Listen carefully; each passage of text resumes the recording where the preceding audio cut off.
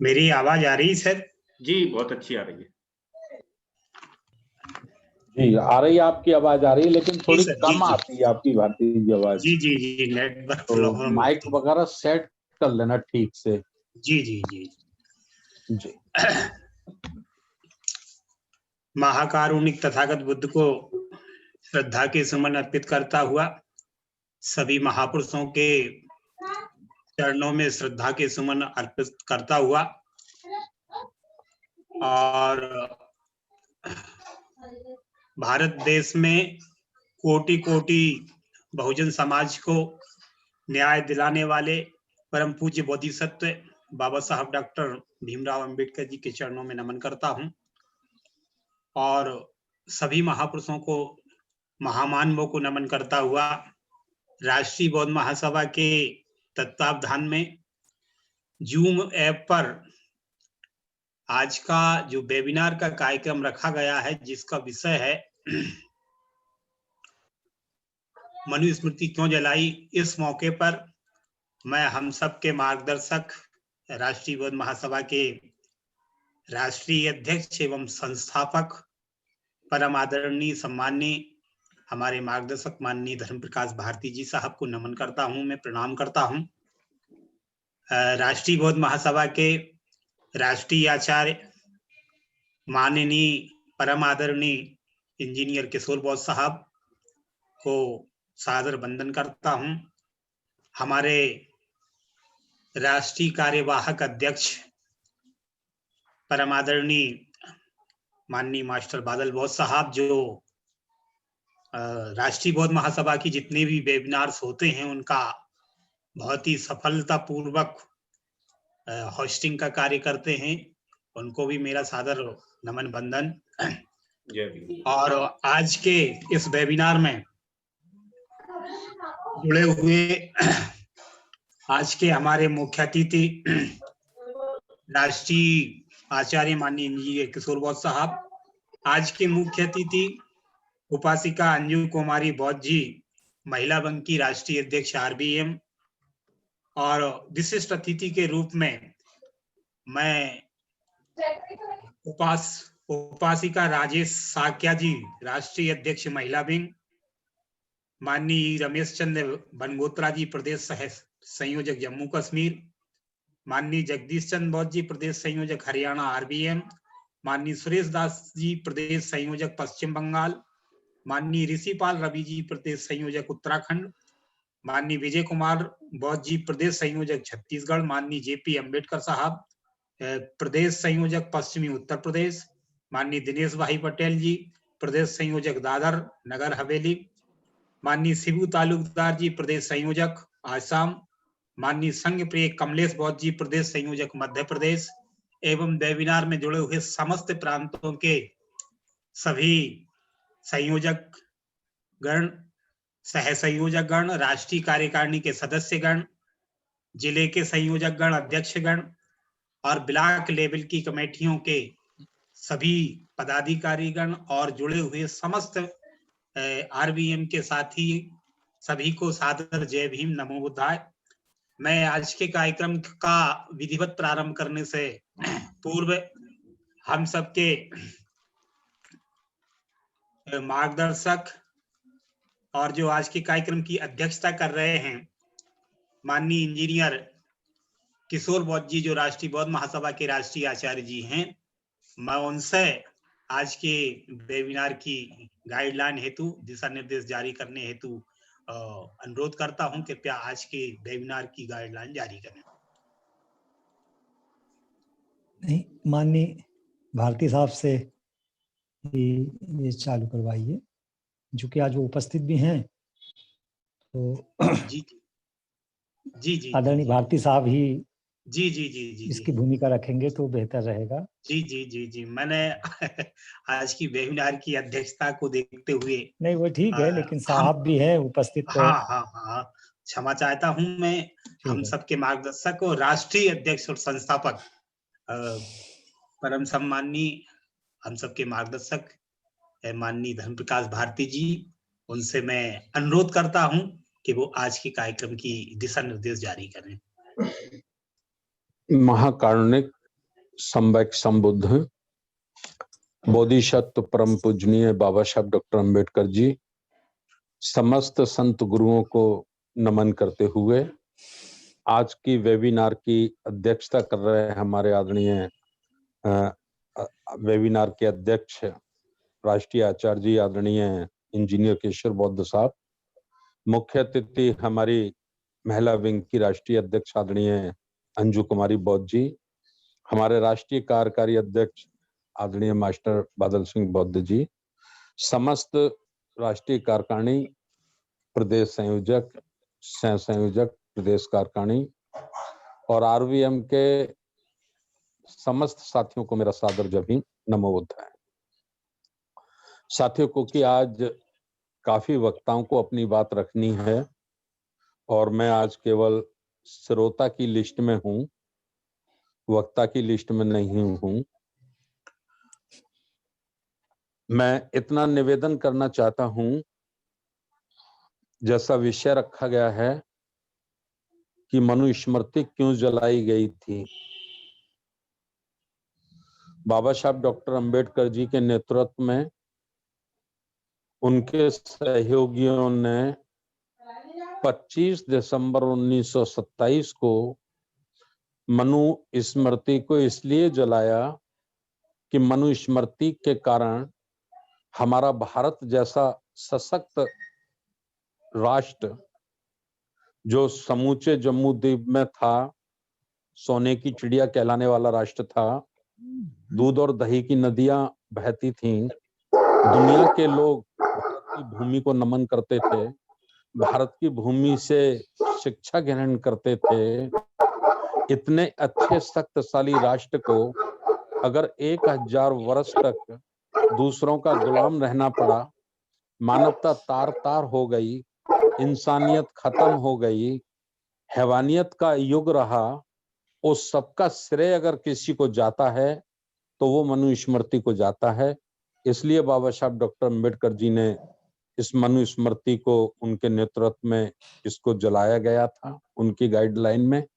और चूंकि 26 जनवरी 1950 को भारतीय संविधान लागू हो गया तो कानूनन रूप से मनुस्मृति और मनुस्मृति के समकक्ष जितने ग्रंथ थे कानूनी रूप से प्राय वो समाप्त हो गए हैं, खत्म हो गए हैं, लेकिन सामाजिक रूप से वो आज भी जिंदा हैं।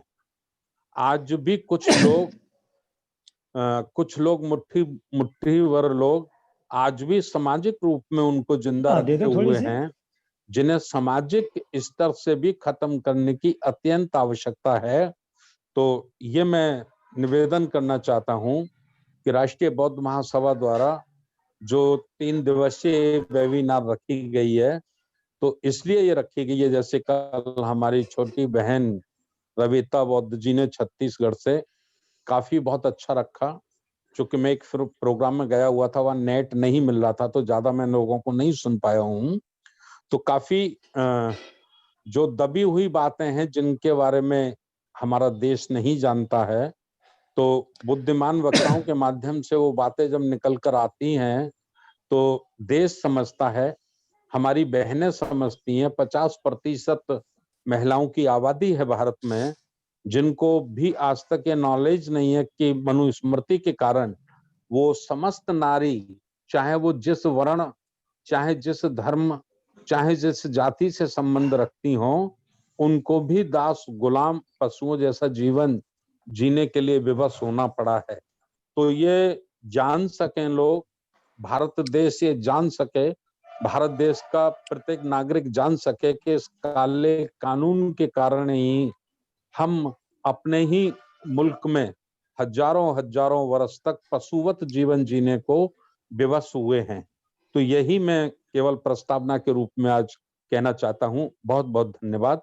और आगे की कार्रवाई माननीय संचालन जी, हमारे SN भारती साहब, माननीय इंजीनियर केशव साहब की अध्यक्षता में संपन्न कराएं। सभी का बहुत बहुत धन्यवाद। जय भीम, नमो बुद्धाय। बहुत बहुत साधुवाद सर जी।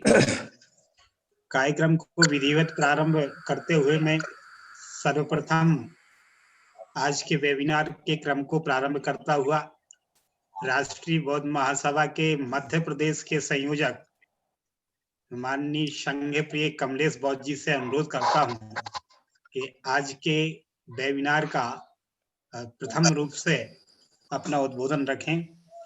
मध्य प्रदेश से संयोजक माननीय कमलेश बौद्ध जी।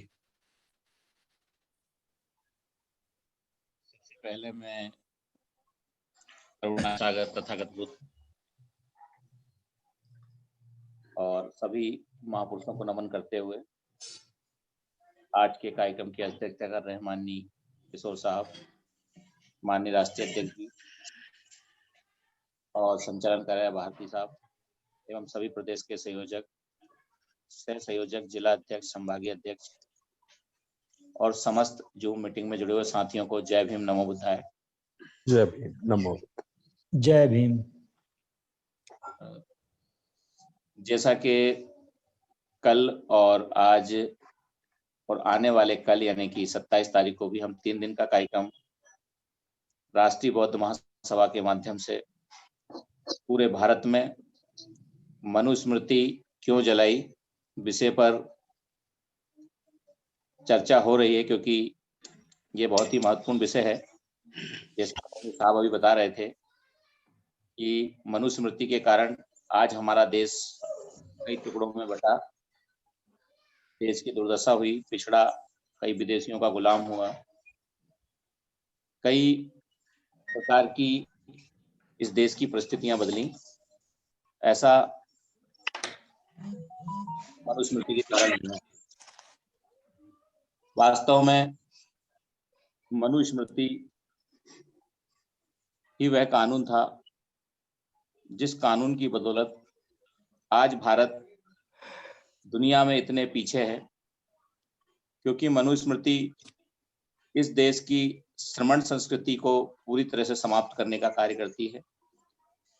मनुस्मृति के कारण इस देश के श्रम मेहनत करने वाले लोगों का श्रम लूटने का कार्य किया गया और मनुस्मृति के कारण ही हमें इस देश की जो मेहनतकश लोग हैं उनके श्रम का लूट कर कुछ चंद लोगों ने अपनी जेबें भरने का कार्य किया है और गुलाम बनाकर इस देश में एक बड़े वर्ग को उसका जो प्रतिभा है उसको पूरी तरह से दबा दिया है। बाबा साहब अम्बेडकर ने ये सारी बातें जानी, मनुस्मृति का अध्ययन किया और ये जाना कि आज हमारे जो पूर्वज थे वे क्यों नहीं शिक्षित हो पाए, क्यों नहीं पढ़ पाए, क्यों उनके पास धन संपत्ति नहीं है, क्यों वह जमींदार जागीरदार नहीं है, क्यों उनका मान सम्मान नहीं है, और हर तरह की वह बातें जानी बाबा साहब ने जिनके कारण इस देश के मूल निवासी बहुजन समाज का पतन हुआ। तो लास्ट में बाबा साहब इस निष्कर्ष पर पहुंचे कि इस किताब के कारण ही इस भारत में इस बहुजन समाज का पतन हुआ है और ये किताब, ये ग्रंथ के लिए घातक है, मानव समाज के लिए घातक है और ऐसे किताब का इस देश में होना बहुत ही खतरनाक है।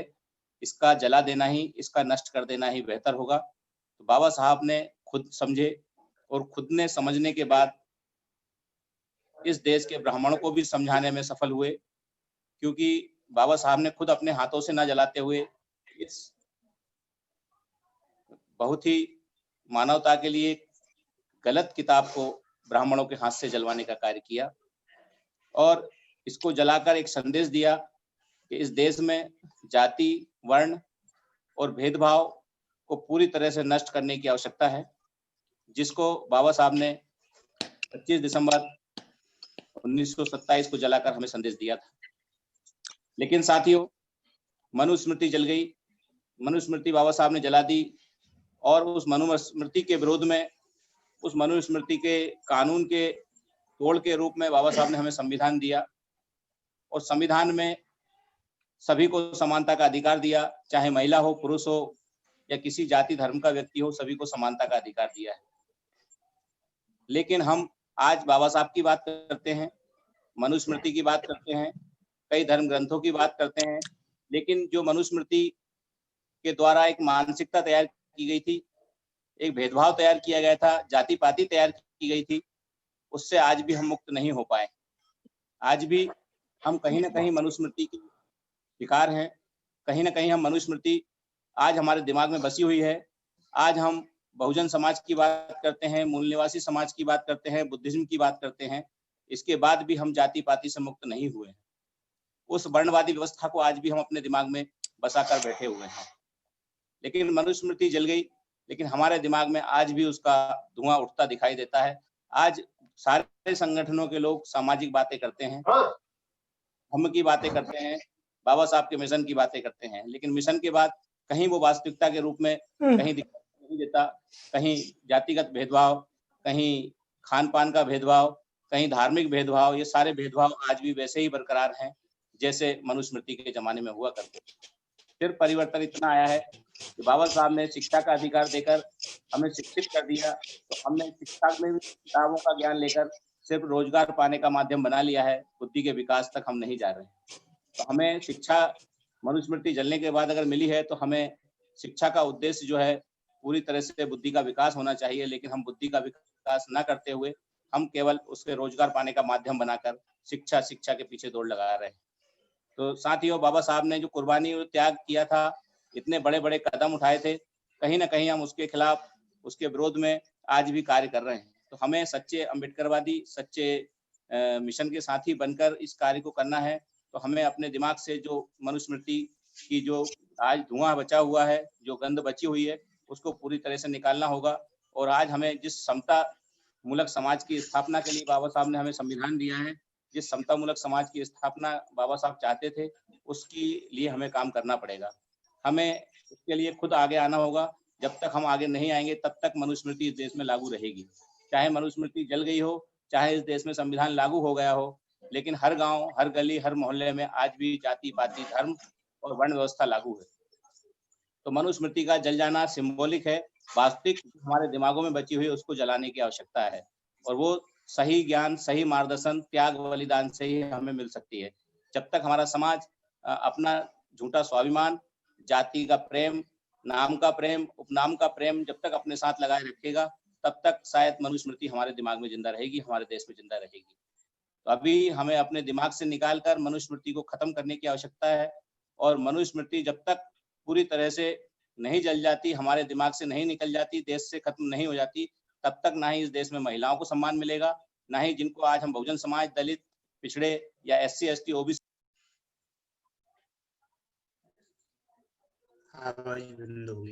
बसी हुई है, तो इसको पूरी तरह से निकालने की आवश्यकता है। तभी संभव है जब हम श्रमण संस्कृति की ओर बढ़ेंगे, अनुशासित बनेंगे। और जितना ज्यादा हम अनुशासित बनेंगे, उतना ही ज्यादा हम समाज को समझाने में सफल होंगे। साथियों, तो बातें बहुत हैं, कई सारे वक्ता हैं, समय सभी को सीमित दिया है, तो मैं यही अपनी बात समाप्त करता हूँ। जय भीम, नमो बुद्धाय। बहुत बहुत साधुवाद सर जी। माननीय संघप्रिय कमलेश बौद्ध जी ने निश्चित समय में अपनी सारगर्भित बात को रखा है। ये बात सही है कि मनुस्मृति प्रतीकात्मक रूप से बाबा साहब ने जलाई थी, लेकिन आज भी बहुजन समाज के माइंड में वो मनुस्मृति जिंदी है। अगले क्रम में मैं आमंत्रित करता हूं माननीय शिबू तालुकदार जी, प्रदेश संयोजक आसाम प्रांत, वो आए और आज के वेबिनार में समयबद्ध तरीके से आज के विषय पर अपनी बात रखें। माननीय शिबू तालुकदार जी, आसाम प्रदेश से। भारती जी, एक नाम और एडवांस में अनाउंसमेंट कर दिया करो जी, तैयार रहें। जी, इनके बाद दूसरे साथी जो है वो तैयार रहें, है ना? जी सर। शिबू तालुकदार जी के बाद में अगला क्रम जो होगा वो माननीय दिनेश भाई पटेल जी, प्रदेश संयोजक दादर नगर हवेली प्रांत से होंगे, वो तैयार रहें। और यदि शिबू तालुकदार जी नहीं जुड़ पा रहे हों,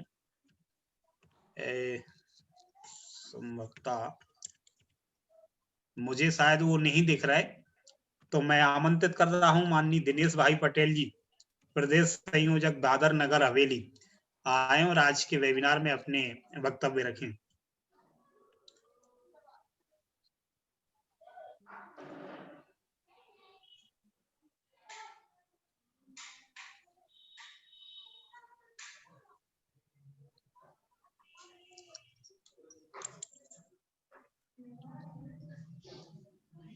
जब तक हमारे वक्तागण जुड़ रहे हैं, मैं विशेष बात जो कल मैंने कही थी वही आज दोहराऊंगा। आज जितने भी वक्तागण विशिष्ट अतिथि के रूप में जिनका उद्बोधन होना है, उन सभी से मेरा आग्रह है कि वो तैयार रहें और अपना रीनेम करके ओरिजिनल नाम जरूर लिख लिया करें, ताकि हम लोगों को ये पता चले कि आप जुड़े हैं या नहीं जुड़े। इनका भी जुड़ना अभी शायद नहीं दिख रहा संभव, तो मैं अगले क्रम में माननीय जेपी अंबेडकर जी, प्रदेश संयोजक पश्चिमी उत्तर प्रदेश, इनसे आग्रह करता हूं कि वो आज के वेबिनार में अपने उद्बोधन रखें। माननीय जेपी अंबेडकर साहब।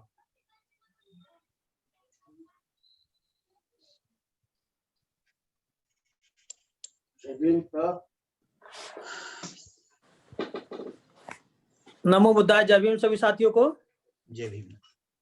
सर्वप्रथम करुणा के सागर तथागत गौतम बुद्ध, आधुनिक भारत के निर्माता, Bodhisattva, Bharat Ratna doctor B are Ambedkar, बहुजन के नायक माननीय काशीराम एवं समाज में जन्मे सभी संतों महापुरुषों के चरणों में श्रद्धा के सुमन अर्पित करते हुए आज की इस 3 दिवसीय वेबिनार के में सेकंड दिवस में उपस्थित आज की अध्यक्षता कर रहे माननीय इंजीनियर किशोर बोध जी, आज के मुख्य अतिथि उपासिका अंजू कुमारी बोध जी, वेबिनार में उपस्थित राष्ट्रीय अध्यक्ष राष्ट्रीय बौद्ध महासभा माननीय धर्मप्रकाश भारती जी और तमाम राज्यों से उपस्थित सभी संयोजक, सभी प्रदेशों के संयोजक, विशिष्ट अतिथि और संचालक महोदय माननीय NS भारती जी, सभी लोगों को मेरा क्रांतिकारी जय भीम। साथियों, जैसा कि आज का टॉपिक है कि बाबा साहब ने क्यों मनुस्मृति को जलाया, कल भी इस पर चर्चा विस्तार से हुई थी, आज फिर इस पर चल रही है। बहुत ही महत्वपूर्ण विषय है, क्योंकि बाबा साहब ने जलाया होगा तो निश्चित इसके पीछे कोई लॉजिक होगा, उसको जानने की जरूरत है। क्योंकि साथियों, जहां तक मैं बता दूं आपको, मनुस्मृति बेसिकली एक तरह से काला कानून है, और ऐसा काला कानून है जिसके तहत मनुष्य को मनुष्य से भेद कर दिया, मनुष्य को जो है पशु से भी ज्यादा बदतर स्थिति में लाकर खड़ा कर दिया कुछ समुदाय को। और महिला की स्थिति तो यह थी कि महिला को मात्र उपभोग की वस्तु बना के रखा। ऐसा ये काला कानून है मनुस्मृति। तो इस सब के चलते जब मनुष्य को मनुष्य में जिसमें फर्क करता है, महिलाओं को जहाँ पे मान सम्मान नहीं मिले और मनुष्य को पशु से ज्यादा बदतर समझा जा सके और महिलाओं को पैर की जूती के समान समझा जा सके, ऐसे नियम इस मनुस्मृति में एक ऋषि हुए मनु, जिनके द्वारा इसमें उनको लिपिबद्ध कर दिया गया, और जिसको तमाम सदियों से लोग, हमारे बहुजन समाज के लोग इसको ढोते आए, और कहीं हद तक जो ब्राह्मण समाज के लोग हैं उनको इसका पोषण मिला, और ये षड्यंत्र के तहत, एक राजनीति के तहत इसको इम्प्लीमेंट किया गया और लोगों को भ्रमित किया गया, डराया गया कि ये ऐसा नियम विधान है कि जिस पर चलकर ही आपका कल्याण हो सकता है। और बड़े ही सोची समझी रणनीति के तहत मनुष्य को वर्णों में बांट दिया गया। वर्ण जिसको उसने कहा, मनु जिसका नाम था, उसने कहा कि एक युग पुरुष हुए जिनके मुख से ब्राह्मण पैदा हुआ, भुजा से क्षत्रिय पैदा हुआ, थाई से वैश्य पैदा हुआ और पैर से शूद्र पैदा हुआ। साथियों, जैसे कि मनुस्मृति में मनु ने लिखा कि एक युग पुरुष से ये 4 वर्ण पैदा हुए, क्या यह संभव है कि किसी मुख से कोई आज तक कोई पैदा हुआ है या हो सकता है? क्या भुजा से कोई पैदा हो सकता है? क्या थाई से कोई पैदा हो सकता है या पैर से कोई पैदा हो सकता है? इसको समझने की जरूरत है। लेकिन इन्होंने इतने बढ़िया ढंग से इसको प्रस्तुत किया कि आज भी तमाम मनुष्य, तमाम समाज के लोग इसी को ही मानते चले आ रहे हैं। हिंदू के नाम वर्ण को 4 वर्ण में विभक्त करते आ रहे हैं और मानते चले आ रहे हैं। आज हम लोग पीएचडी कर चुके हैं, एडवोकेट हो चुके हैं, एमबीबीएस कर चुके हैं, उसके बावजूद भी आज भी हम लोग इन 4 वर्णों में बटे हुए हैं और इसको ढो रहे हैं। इसके साथ साथ दूसरा सबसे बड़ा जो इसका काला कानून है वो है जाति। साथियों, जहां तक मैं समझता हूं, जाति तो बेसिकली तब होती है अलग, जैसे कि जिसका शरीर अलग हो या खान पान अलग हो, तब उसकी जाति अलग कही जा सकती है। लेकिन जैसे कि हाथी है, अलग शरीर है, अलग खाना पीना है उसका, तो उसका अलग है तो वो अलग जाति हो गई। शेर अलग शरीर है, अलग आवाज है, अलग खाना पीना है तो अलग जाति हो गई। लेकिन साथियों, जहां तक मैं समझता हूं, मनुष्य प्रदेश ही नहीं, भारत में ही नहीं, बल्कि पूरे विश्व में मनुष्य एक जैसा दिखता है, एक जैसा खाता है, एक जैसा बोलता है, तो फिर मनुष्य में ये जाति कहां से पैदा हो गई? तो ये एक बहुत बड़े षड्यंत्र के तहत ये जाति डेवलप करी गई। क्योंकि जो तबका जिसने कहा कि मुख से ब्राह्मण पैदा हुआ है और इसमें ये लिपिबद्ध कर दिया गया कि ब्राह्मण को ही शिक्षा देने का और शिक्षा लेने का अधिकार है, क्षत्रिय को सिर्फ शिक्षा लेने का अधिकार है, देने का अधिकार नहीं है और बाकी अधिकार है, वैश्य को सिर्फ व्यापार करने का अधिकार है, न शिक्षा लेने का अधिकार है, न देने का अधिकार है। इस तरह से शूद्रों को सारे अधिकारों से वंचित रखा गया। इतना सोची समझी रणनीति के तहत इतना घातक काला कानून ये बनाया गया, जिसमें 85% बहुजन समाज का शोषण करने का काम करा गया साथियों, और उसको शोषण करने के लिए जातियों में कन्वर्ट किया गया और 6,731 जातियों में बहुजन समाज को बांट दिया, जिसको शूद्र कहते हैं साथियों। और जातियों में बांटकर इन्होंने उस पर राज करने का काम किया, उससे सेवा लेने का काम किया, उसको सम्मान देने का काम नहीं किया। इन द प्रेजेंट आप देखते हैं कि आज भी जहां हिंदू के नाम पर वोट लेने का काम तो सरकारें पार्टियां करती हैं, लेकिन जब वोट मिल जाता है और जब सत्ता में बैठ जाते हैं तो उसके बाद वो भूल जाते हैं कि कोई किसी से हमें वोट भी मिला था। फिर उनको वो दिखाई देता है कि ये शूद्र हैं, ये वाल्मीकि हैं, ये जाटव हैं, ये धोबी हैं, ये दिवाकर हैं।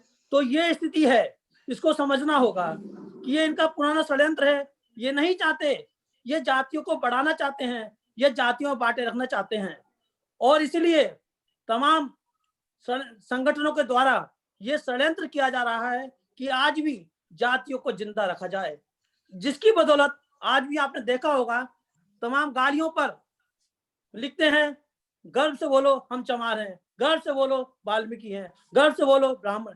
साथियों, जब तक ये जातियों में हम बटे रहेंगे, ये मनुस्मृति जो हमारे बाबा साहब डॉक्टर बी आर अम्बेडकर ने 25 दिसंबर 1927 को जलाई थी, ये जलाए उन्होंने एक सिंबलिक रूप से जलाई थी, जिससे लोगों को समझ में आए कि भाई एक ऐसा कानून जिससे हमारे अधिकार को वंचित किया गया है और हमारा शोषण किया जा रहा है, ऐसे कानून का हम विरोध करते हैं, और एक संकेत रूप से जलाया गया था। लेकिन हमारे समाज के लोग, बहुजन समाज के लोग आज भी इसको ढो रहे हैं और आज भी वो जातियों में बटे हुए हैं, आज भी वर्णों को मानते हैं।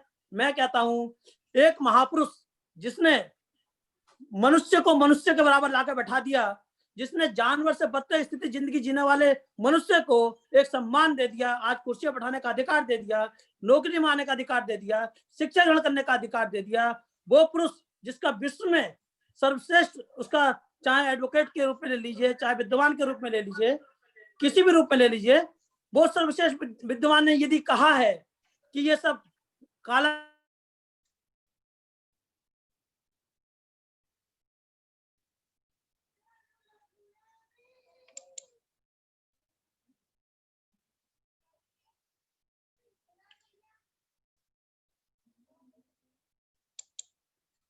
माननीय जेपी साहब की वॉइस चली गई है।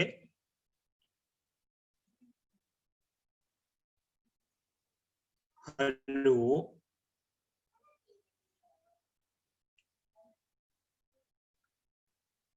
हेलो, कानून है और ये सबको हम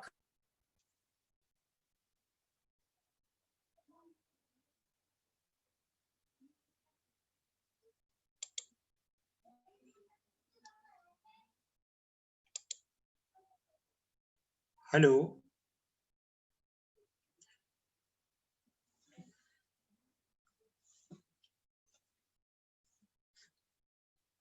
जेपी साहब की आवाज बंद हो गई है। मुझे लगता है किसी टेक्निकल प्रॉब्लम के कारण उनकी वॉइस नहीं आ रही है, और वैसे समय भी उनका पूर्ण हो चुका है, इसलिए मैं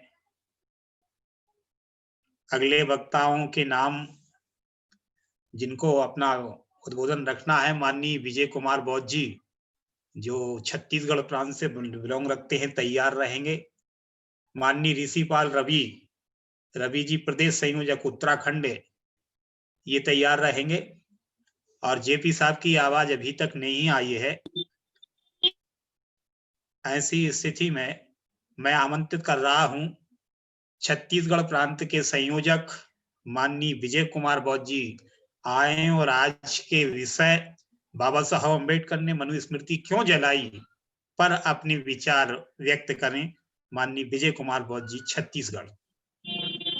जय भीम सर, मेरी आवाज आ रही है साहब? जी आ रही है, बात रखें सर। जय भीम, नमो बुद्धाय सर। जय भीम, नमो बुद्धाय। जय भीम, नमो बुद्धाय। आज के 3 दिवसीय कार्यक्रम का विषय है बाबा साहेब ने मनुस्मृति क्यों जलाई। आज कार्यक्रम का दूसरा दिन है। मैं अपनी बात रखने के पूर्व समय समय पर जन्मे सभी संत गुरु महापुरुषों को नमन करते हुए आज के कार्यक्रम के मुख्य अतिथि परम आदरणीय बहन मंजू कुमारी जी, किशोर बारमाटे सर, किशोर बौद्ध साहब, हमारे राष्ट्रीय अध्यक्ष परम आदरणीय हमारे मार्गदर्शक धर्म प्रकाश भारती साहब, हमारे कार्यवाहक अध्यक्ष परम आदरणीय बादल बौद्ध साहब, और तमाम भारत के सभी प्रदेश के संयोजक, सह संयोजक, जिला अध्यक्ष, आप सभी को मेरा आदर जय भीम। साथियों, बाबा साहेब ने मनुस्मृति क्यों जलाई, ये जो विषय है बड़ा अहम विषय है। मैं राष्ट्रीय बौद्ध महासभा के राष्ट्रीय अध्यक्ष साहब को बहुत बहुत धन्यवाद देता हूं। इस माध्यम से पूरे देश के लोग अपनी बात रख रहे हैं। साथियों, बाबा साहब ने मनुस्मृति क्यों जलाई। साथियों, हम बाबा साहब को पढ़ते हैं, उनके बचपन की पढ़ाई से लेकर के उनके परिनिर्वाण तक का जो समय है, बाबा साहब अपने जीवन का सिर्फ 65 साल जिए हैं, और इन 65 सालों में जो संघर्ष उन्होंने किया है उसका निचोड़ ही है कि बाबा साहब ने जो अपने जीवन में जो कठिनाइयां देखी, जो संघर्ष किया, जो तकलीफ उठाई, उन सबको अगर देखा जाए तो बाबा साहब ने मनुस्मृति जलाकर हम इस देश के शूद्र समाज, जिसमें SC ST OBC के लोग गुलामी से आजाद हुए। और SC ST OBC ही नहीं साहब, मैं आपको बता दूं, आप लोग, हम लोग सभी बोलते हैं रामायण की वह कड़ी, ढोल पशु शूद्र और नारी सकल ताड़न के अधिकारी। जिस प्रकार ढोल को पीटा जाता है, पशु को पीटा जाता है, वैसी तरह पशु और नारी को प्रताड़ित किया जाना चाहिए। अब नारी समाज में SC ST OBC की नारी तो है ही, लेकिन ब्राह्मण समाज की नारियों का भी उद्धार किया बाबा साहब। अगर ब्राह्मण समाज की महिलाओं को यह पता चल जाए कि मनुस्मृति में हमारे साथ ऐसा अत्याचार होता था, पढ़ने लिखने का अधिकार नहीं होता था, और बाबा साहब ने मनुस्मृति जलाकर भारत का संविधान बनाया, उसमें हमें यह अधिकार मिला। मैं आपको याद दिला दूं साथियों, पूर्व प्रधानमंत्री दिवंगत इंदिरा गांधी जी, सन 75 और 80 के दशक की बात है, बाबा साहब की जयंती पर उन्होंने ये बात कही थी कि अगर भारत का संविधान नहीं होता तो मैं प्रधानमंत्री नहीं बनती। अब साथियों, इंदिरा गांधी पंडित जवाहरलाल नेहरू की बेटी थी, वो ब्राह्मण महिला थी ना। साथियों, इस प्रकार से बाबा साहब ने इस देश के लोगों का मनुस्मृति जलाकर और भारत का संविधान बनाकर सबको गुलामी की बेड़ियों से बाहर निकालकर आजाद किया। साथियों, मनुस्मृति वह काला कानून था जिसको हम कहते हैं मनुवाद, उसको हम वर्णवाद भी कहें। मनु ने ऐसा सिस्टम बना दिया था कि जाति जाति को एक के ऊपर एक करके हम अलग अलग 6743 जातियों में बटे हुए हैं। और आज भी हम अपने आप को एक दूसरे को छोटा बड़ा बड़ा बड़ा करते करते हम अपने आप को बड़ा कहते हैं, लेकिन हम यह नहीं जानते कि आज हमारे शूद्र समाज का कितनी अत्याचार और प्रताड़ित की जाती है। हम समाचार के माध्यम से, प्रिंट मीडिया के माध्यम से, न्यूज चैनलों के माध्यम से देख रहे हैं। साथियों, आज हम ये जो वेबिनार के माध्यम से सारे देश के लोग जुड़े हुए हैं और एक दूसरे को हम सुन रहे हैं, इसका मैं श्रेय जो है हमारे राष्ट्रीय अध्यक्ष धर्मप्रकाश भारती को दूंगा और उनको मैं साधुवाद दूंगा कि उन्होंने हमको एक कड़ी से कड़ी लगाकर जोड़ा है। और दुख इस बात का होता है कि हमें बार बार कहते हैं कि आप लोग अपने लोगों को जोड़ो, वेबिनार में जोड़ो और जोड़ना चाहिए और जुड़ना चाहिए, क्योंकि वेबिनार में न जाने कौन कौन सी बात रख देता है जिससे जो हमें जानकारी नहीं और जानकारी मिल रही है। और साथियों, ऐसी बात नहीं है, तमाम जितने भी संयोजक है वो अपने अपने स्तर पर अपने अपने प्रदेश में लोगों को बताते हैं, फोन के माध्यम से, व्हाट्सएप के माध्यम से, फेसबुक के माध्यम से। मगर साथियों, हमें निराश भी नहीं होना। जितने लोग जुड़े हैं वो क्रांतिकारी लोग हैं, क्योंकि मेरे एक परम मित्र ने कहा था, मैं उसको एक बार चर्चा किया, मैं बोला यार लोग क्यों ऐसा नहीं करते, बाबा साहब ने इतना अपना पूरा जीवन संघर्ष करके हमको इस मनुस्मृति को जलाकर हमें आजाद किया है। आज जो सिस्टम से हम चल रहे हैं, जिससे हम पहन रहे हैं, नौकरी अच्छी कर रहे हैं, काम धंधे बिजनेस कर रहे हैं, तो मेरे मित्र ने कहा, बोले भाई विजय बौद्ध जी, 5% लोग ही आंदोलन करते हैं और 95% लोग देखते हैं, न वो बोलते हैं न कुछ करते हैं, बस सिर्फ देखते हैं। और वो 5% आंदोलन करने वाले लोगों के कारण वो 95% लोग सुखी। तो साथियों, ये बात सही है, हम उन 5% लोगों में हमारी गिनती है। इससे हमें निराश ना होकर के हम ये सोचना चाहिए कि हम उन 95% लोग जो शूद्र समाज के लोग हैं, SC ST OBC माइनॉरिटी के लोग हैं, उनके लिए हम आंदोलन कर रहे हैं।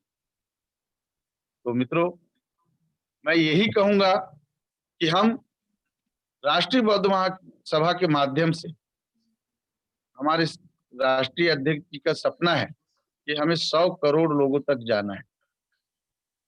और जिस दिन हम इस कड़ी से जोड़कर और जुड़कर संगठन को जिस दिन मजबूत बना देंगे, उस दिन सब चीज हमारा होगा, क्योंकि हम इस देश के मूल निवासी हैं और यह देश हमारा है।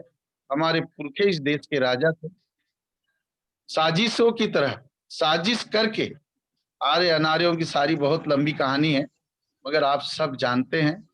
बस हमें चुप नहीं बैठना है, अपना कार्य हमें करते रहना है, क्योंकि अब दोबारा बाबा साहब नहीं आने वाले हैं। अब हम बाबा साहब की बताए हुए कार्यों को कर ले, बाबा साहब के बताए हुए मार्ग पे चल ले, बाबा साहब के संघर्ष को अच्छे से पढ़ ले। और पढ़ क्या साहब, हम तो सुनते हैं, आप लोग सब, हम लोग पढ़ते हैं कि बाबा साहब ने पढ़ाई से लेकर, महार तालाब से लेकर कई आंदोलन किए। और साथियों, हमें ये चीज को देखकर, देखे तो नहीं है, पढ़े हैं हम, अपने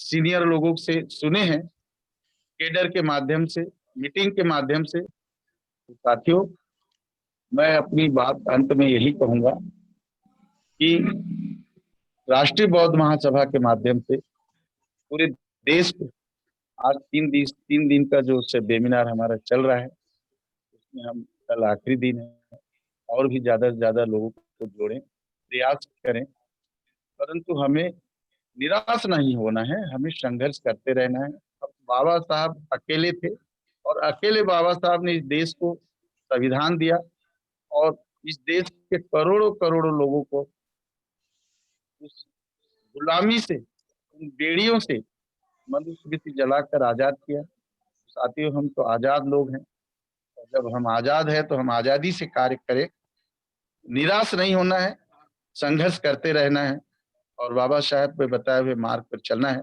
और हमारे राष्ट्रीय अध्यक्ष परम आदरणीय धर्म प्रकाश भारती साहब के दिशा निर्देशों को पालन करते रहना है। यहीं पर अपनी बात को मैं समाप्त करता हूँ। जय भीम, नमो बुद्धाय, जय काशी। बहुत बहुत साधुवाद माननीय विजय कुमार बौद्ध साहब। अगले क्रम में मैं आमंत्रित कर रहा हूं उत्तराखंड प्रदेश संयोजक माननीय ऋषिपाल रवि जी। वो आए और आज के वेबिनार में आज के विषय पर फोकस करते हुए समयबद्ध तरीके से अपना उद्बोधन प्रस्तुत करें। माननीय ऋषिपाल रवि जी, प्रदेश संयोजक उत्तराखंड। हेलो, आवाज आ रही है सर मेरी? जी जी जी आ रही है, बात रखें सर जी। अच्छा अच्छा, मेरा सभी को जय भीम, नमो बुद्धाय। अपनी बात रखने से पूर्व मैं तथागत गौतम बुद्ध तथा बाबा साहब के चरणों में नमन करता हूँ तथा बहुजन समाज में जन्मे, समय समय पर जन्मे बहुजन समाज में संत गुरु महापुरुषों के चरणों में नमन करता हूँ। इसी के साथ साथ मैं हमारे आरबीएम के राष्ट्रीय अध्यक्ष परम आदरणीय धर्म प्रकाश भारती जी, कार्यकारी अध्यक्ष बादल सिंह बौद्ध जी, आज की वेबिनार के अध्यक्ष मान्यवर किशोर बौद्ध जी, आज की कार्यक्रम के मुख्य वक्ता तथा मुख्य अतिथि और वेबिनार में जुड़े हुए समस्त प्रदेशों के संयोजक, सह संयोजक, जिलाध्यक्ष, सभी को मेरा क्रांतिकारी जय भीम, नमो बुद्धाय। साथियों, आज का विषय बहुत महत्वपूर्ण विषय है कि मनुस्मृति बाबा साहब ने क्यों जलाई। सर्वप्रथम तो मैं ये बता दूं कि मनुस्मृति क्या है। देखिए, मनुस्मृति हिंदुओं का वो है जो जिसमें भेदभाव तथा गैर बराबरी वाली व्यवस्था का पूरा बखान दिया गया है। इसमें मानव मानव में गैर बराबरी, असमानता और भेदभाव है। स्त्रियों के लिए तो इसमें नरक जैसा जीवन है। जिस प्रकार से हमारे कहना चाहिए अनुसूचित जाति, SC, ST, OBC और महिलाओं के लिए इसमें नारकीय जीवन की व्यवस्था थी, क्योंकि ब्राह्मणों ने ऐसी व्यवस्था बना रखी थी कि ब्राह्मणों ने 4 वर्ण बनाए। 4 वर्ण बनाने के साथ साथ ब्राह्मण, क्षत्रिय, वैश्य, दैन, शूद्र, उसके बाद जो है जो नीचे का वर्ण था उसे किसी भी चीज से, शिक्षा से, संपत्ति से, सम्मान से और सारे अधिकार जो है उसके छीन लिए गए। उसे केवल सेवा करने का और सबकी गुलामी करने का अधिकार इस मनुस्मृति में दिया गया है। क्योंकि इस मनुस्मृति के साथ साथ जो अन्य किताबें भी हैं जो इसी के साथ साथ उसी समय लिखी गई, उनमें ऐसी गैर बराबरी वाली व्यवस्था है जिसे जो है कोई भी विश्व का मानव स्वीकार नहीं कर सकता। जबकि हमारे बाबा साहब तो इतने विद्वान थे कि वो पूरे विश्व में, यानी कि जहाँ कहीं भी उन्हें पढ़ने का मौका मिला, पूरे विश्व में सारे विद्वानों को खोज की किताब उन्होंने पढ़ी और सारे विश्व की जो व्यवस्था थी, सामाजिक व्यवस्था थी, उनको उन्होंने देखा जबकि यहाँ की देखिए जो इनसे संबंधित किताबें थी उसमें लिखा गया है कि पूज्य विप्रशील गुणहीना ना ही शूद्र गुण ज्ञान प्रवीणा। यानी कि विप्र जो है वो कितना भी खराब हो उसे तब भी पूजनीय है, और शूद्र यदि कितना भी विद्वान है फिर भी पूजनीय योग्य नहीं है। क्यों है? उदाहरण कैसा दिया है कि दुष्टा धेनु दुही सुनी भाई, साधु रास भी दुही ना जाई। यानी कि दुष्ट गाय भी दूहने के योग्य है और सीधी सादी गधी भी दूहने के योग्य नहीं है। इस टाइप के दृष्टांतों को देते हुए, उदाहरण देते हुए जो है समाज में जो है ऐसा एक भय पैदा कर दिया। और मनु नामक जो क्या नाम ब्राह्मण था, उसने ऐसी व्यवस्था बना दी कि हमारे भारतीय संविधान लागू होने से पहले ये समाज में पूर्ण रूप से लागू थी। इन्हीं सब बातों को ध्यान में रखते हुए बाबा साहब ने इससे नहीं रहा गया, उस अमानवीय और पशुवत व्यवस्था का अंत करने के लिए बाबा साहब ने 25 दिसंबर सन 1927 को सार्वजनिक रूप से इसका दहन किया। मैं उनका नाम उल्लेख कर देता हूँ। तो साथियों, मैं कहना चाहता हूं कि बाबा साहब ने मनुस्मृति जलाई और भारतीय संविधान लागू हो गया। तो भारतीय संविधान लागू होने के बाद ये सारी व्यवस्थाएं जो है एक कलम सामने समाप्त कर दी। क्योंकि बाबा देखा जाए तो भारतीय संविधान की जो प्रस्तावना है या भारतीय संविधान में जो व्यवस्था दी गई है उसमें बाबा साहब ने सारी की व्यवस्था या सारी की सारे जितने भी मनुस्मृति के कानून थे वो सारे के सारे रद्द कर दिए, खत्म कर दिए। तो क्या मैं ये कहना चाहता हूं कि क्या मनुस्मृति इस समय जिंदा है या मनु का कानून क्या इस समय जिंदा है? तो देखिए, यदि आप गहराई से देखेंगे तो आज भी हमारे देश में 2 प्रकार के कानून चल रहे हैं। या ये कहिए कि 2 प्रकार का संविधान हमारे देश में चल रहा है। एक बाबा साहब का संविधान है, जो हम लोग सब जानते हैं, और उसी के अनुसार जो है पूरी सांसद व्यवस्था चलती है। लेकिन दूसरी ओर उसके पैरेलल जो है वो मनु का संविधान भी चल रहा है। वो मनु का संविधान क्या है? जैसे कि आज भी यदि हमारे दलित समाजों की बारात यदि कहीं घोड़ी पर निकलती है तो उसे रोका जाता है। यदि हमारे दलित समाज के कहीं लोग जहाँ बेचारे कम संख्या में हैं या बहुत दबे कुचले हैं, यदि वो मूंछ रख लेते हैं तो उनके साथ वहां भी जुल्म जाती होती है। मुर्दों को शमशान में ले जाने के लिए भी बड़ी परेशानी होती है उन लोगों को। अक्सर हम अखबारों में पढ़ते रहते हैं। यहाँ तक कि बाल काटने की समस्या भी है कि नाई यदि बाल काटते हैं तो उनका सामाजिक बहिष्कार होता है। और यदि आप देखेंगे कि रोड पे लिखा रहता है कि इसमें इस बीच में कोई भी निर्माण नहीं होगा, लेकिन धोखे से भी यदि कोई मंदिर बना दे तो रोड घूम जाएगी लेकिन मंदिर का कोई बाल बांका नहीं होता है। कहीं भी देखा, कई शहरों में मैंने ये देखा है कि रोड को घुमा दिया गया है लेकिन मंदिर को नहीं हटाया गया है। तो ये सारी व्यवस्था आज भी मनु का संविधान चल रहा है। तो भाइयों, मैं तो ये कहना चाहूंगा कि इसमें मनु की या ब्राह्मणवादी व्यवस्था की कोई कमी नहीं है, क्योंकि इसमें मैं ये समझता हूँ कि हमारे जितने भी SC ST OBC के लोग हैं वो जब तक हिंदू हैं जब तक उनके साथ ये जुल्म जाति होती रहेगी, और जब तक वो हिंदू बने हैं जब तक वो लात खाते रहेंगे। मैं तो ये कहता हूँ कि बाबा साहब ने मनुस्मृति जलाई, अरे हम कम से कम बाबा साहब को मानते हैं लेकिन बाबा साहब की बात नहीं मानते। बाबा साहब ने अंत में जो है हमें 22 प्रतिज्ञा दे के गए और एक धम्म दिया, तो हम उसे क्यों नहीं अपनाते? हम तो ये कहते हैं कि हम अपने गली मोहल्ले, गांव में, कस्बों में या ग्रामों में जाकर के बाबा साहब का संदेश घर घर तक पहुंचाएं, और जो हिंदू यानी कि संस्कृति का जो लवादा हमारे समाज पर जो ओढ़ रखा है उसे उतारने की कोशिश करें। जब तक हम हिंदू बने रहेंगे, जब तक हमारे साथ ये जुल्म जाति होती रहेगी। इन्हीं शब्दों के साथ मैं ज्यादा बात न कहते हुए पुनः सभी को अपना जय भीम नमो बुद्धाय कहते हुए अपनी वाणी को विराम देता हूँ। धन्यवाद। बहुत बहुत साधुवाद मान्यवर जी। हमारे बीच में माननीय शिबू तालुकदार जी, प्रदेश संयोजक आसाम प्रांत से वेबिनार में जुड़ गए हैं। मैं उनसे अनुरोध करता हूं कि निश्चित समय में और मेन विषय को फोकस करते हुए अपनी बात को प्रस्तुत करें।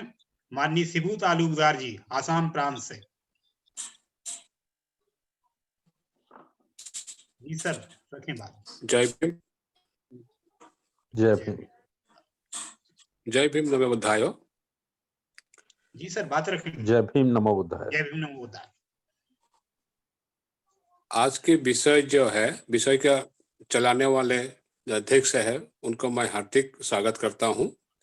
धर्म प्रकाश जी को भी मैं हार्दिक धन्यवाद देता हूं, ताकि मुझे ये अवसर दिया कि कुछ बोलने का जो मौका मिला है, इसके लिए मैं सबको धन्यवाद ज्ञापन करता हूं। मनुस्मृति के बारे में जो आज हमारे विषय जो है, ये एक काला कानून है, जो काला कानून से हमें समाज व्यवस्था से अलग रखने का एक तरीका है, जो तरीका से हमें अलग किया गया है। बाबा साहब अंबेडकर जी ने सही काम किया है इसको जलाने का, ताकि हम इसमें एक सबक सीखे कि ये मनुस्मृति को हम स्वीकार न करें। हमारा ये विचार है कि हम जब एक मनुष्य है, मनुष्य होने के नाते हम सब समान हैं। इसमें ऊंच नीच कोई हता है ही नहीं, ना ब्राह्मण का है, ना क्षत्रिय का है, ना शूद्र का है, ना वैश्य का है। हम सब इस पृथ्वी का एक समान अधिकार से जीने वाला एक व्यक्ति है। इसके लिए बाबा साहब ने ये मनुस्मृति जलाया था। हमें इस लाइन पे हमेशा ये काम करना पड़ेगा कि हमारा जो अधिकार है, जीने का जो अधिकार है, जो सोचने का जो अधिकार है, कहने का जो अधिकार है, हमारे संविधान में जो अधिकार दिया गया है, ये अधिकार को बहाल रखने के लिए हमें हमेशा काम करना पड़ेगा, एकजुट होके। इसके लिए हम लोगों को इस बौद्ध राष्ट्रीय बौद्ध महासभा के ओर से इसका होके काम करना पड़ेगा। इस राय मैं अपना वक्तव्य आज यहाँ खत्म करता हूँ। धन्यवाद। नमो बुद्धाय। जय भीम। बहुत बहुत साधुवाद माननीय सर जी, आपने कम समय में अपनी बात को रखा।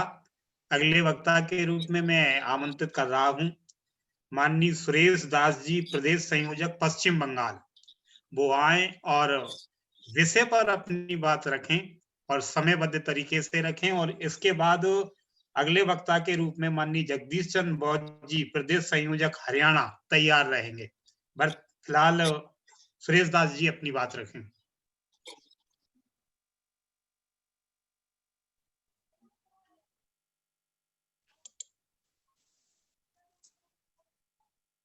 सुरेश दास जी,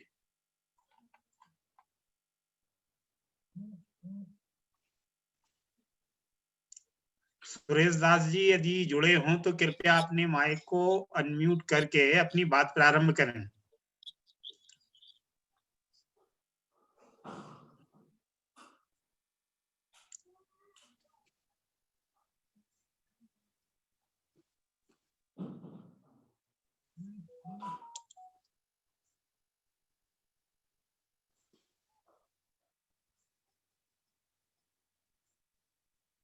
दूसरे साथी को आमंत्रित कर लो। जी जी जी, अगले क्रम में मैं आमंत्रित कर रहा हूं माननीय जगदीश चंद्र बौद्ध जी, प्रदेश संयोजक हरियाणा। यदि आप वेबिनार में जुड़े हैं तो अपने माइक को अनम्यूट करके आज के विषय पर अपनी बात प्रारंभ करें। माननीय जगदीश चंद्र बौद्ध जी।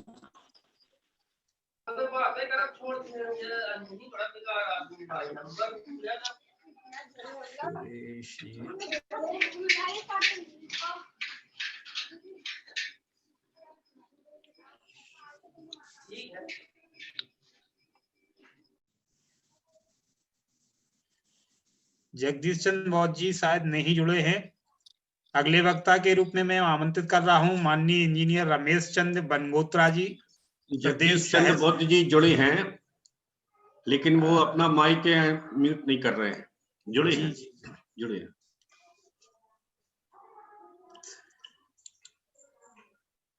जगदीश चंद्र, माननीय जगदीश चंद्र बोस जी अपने माइक को अनम्यूट करें। अभी उन्होंने कॉल ओवर इंटरनेट ही नहीं किया है, माइक पे क्लिक नहीं किया। अगले वक्ता को चांस देते हुए जी माननीय इंजीनियर रमेश चंद्र बनगोत्रा जी, प्रदेश सह संयोजक जम्मू कश्मीर जी को मैं आमंत्रित करता हूं और आज के वेबिनार में अपनी बात रखें। माननीय बनगोत्रा जी जुड़े हुए हैं, मैंने देखे हैं। जी जुड़े हैं।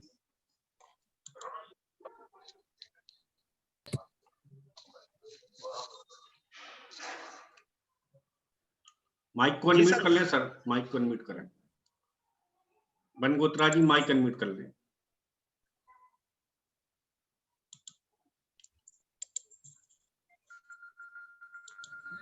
जी हो गया, हो गया, हो गया, हो गया। Thank you. मेरी आवाज आ रही है जी? जी हेलो जी आ रही है। जय भीम, नमो बुद्धाय। जय भीम। सबसे पहले मेरा बहुजन समाज के जन्मे सभी महापुरुषों के चरणों में कोटि कोटि नमन। आज के कार्यक्रम की अध्यक्ष श्री धर्म प्रकाश बोस जी, राष्ट्रीय अध्यक्ष राष्ट्रीय बौद्ध महासभा, कार्यक्रम के अध्यक्ष मान्यवर इंजीनियर किशोर बोस जी, राष्ट्रीय आचार्य बौद्ध महासभा मध्य प्रदेश, मुख्य अतिथि उपासिका अंजू कुमारी जी बोस जी, राष्ट्रीय अध्यक्ष महिला विंग राष्ट्रीय बौद्ध महासभा, विशिष्ट अतिथि उपासिका राजेश साकिया जी, राष्ट्रीय उपाध्यक्ष महिला विंग राजस्थान राष्ट्रीय बौद्ध महासभा, मान्यवर जगदीश चंद्र बोस जी, संयोजक हरियाणा राष्ट्रीय बौद्ध महासभा, सुरेश दास संयोजक वेस्ट बंगाल राष्ट्रीय बौद्ध महासभा, ऋषिपाल जी संयोजक उत्तराखंड राष्ट्रीय बौद्ध महासभा, विजय कुमार बोस जी संयोजक छत्तीसगढ़ राष्ट्रीय बौद्ध महासभा, डॉक्टर JP अंबेडकर जी संयोजक पश्चिमी उत्तर प्रदेश राष्ट्रीय बौद्ध महासभा, दिनेश भाई पटेल जी संयोजक दादर नगर हवेली राष्ट्रीय बौद्ध महासभा, शिबू तालुकदार जी संयोजक असम राष्ट्रीय बौद्ध महासभा, संघ प्रिय कमलेश बोस जी संयोजक मध्य प्रदेश राष्ट्रीय बौद्ध महासभा, और जितने भी इस जूम के साथ मीटिंग के साथ जुड़े हुए मेरे संयोजक और उपस्थित दोस्त, इनको सभी को जय भीम, नमो बुद्धाय। आज का विषय बाबा साहब ने क्यों जलाई मनुस्मृति। इससे पहले कि मैं अपने विचार रखूं, मैं बाबा साहब का कहा हुआ एक वाकया पढ़ना चाहता हूं। उन्होंने कहा था, अगर आपके पास 2 रुपये हैं तो 1 रुपये की रोटी और 1 रुपये की किताब खरीद लो। रोटी तुम्हें जीने में मदद करेगी और किताब जीना कैसे है ये सिखाएगी।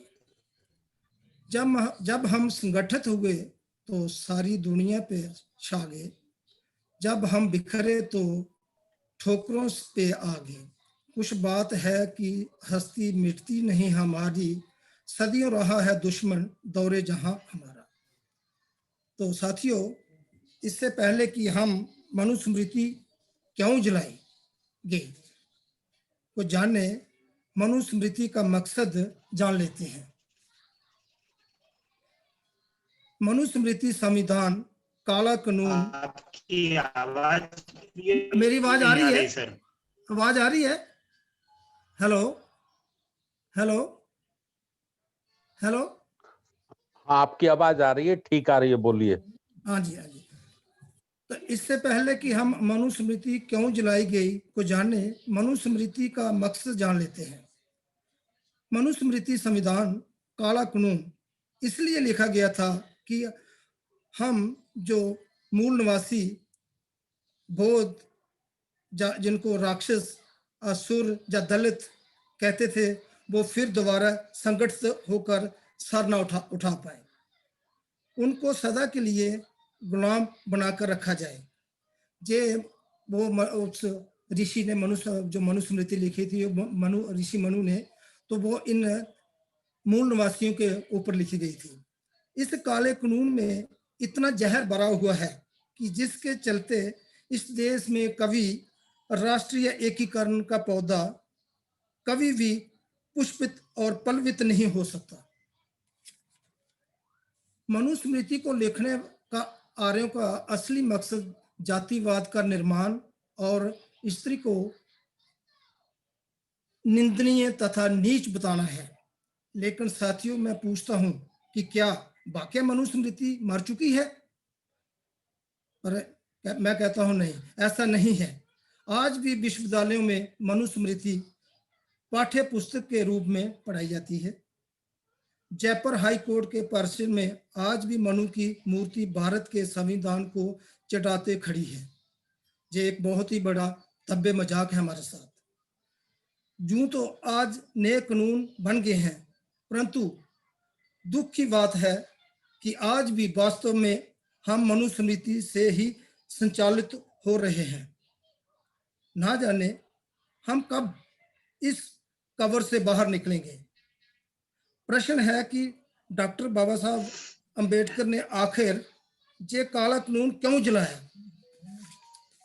इसका उत्तर साफ है कि जिस कारण महात्मा गांधी ने अनगिनत विदेशी कपड़े जलवाए, पुष्यमित्र शुंग ने नालंदा और तक्षशिला में तथागत गौतम बुद्ध के बहुमूल्य मंत्र जलाए, धर्मशास्त्र माने जाने वाले इस काले कानून को नष्ट करने के लिए क्या इसे जलाना अनिवार्य नहीं था? साथियों, इसलिए 25 दिसंबर 1927 को बाबा साहब अंबेडकर ने मनु द्वारा काल्पनिक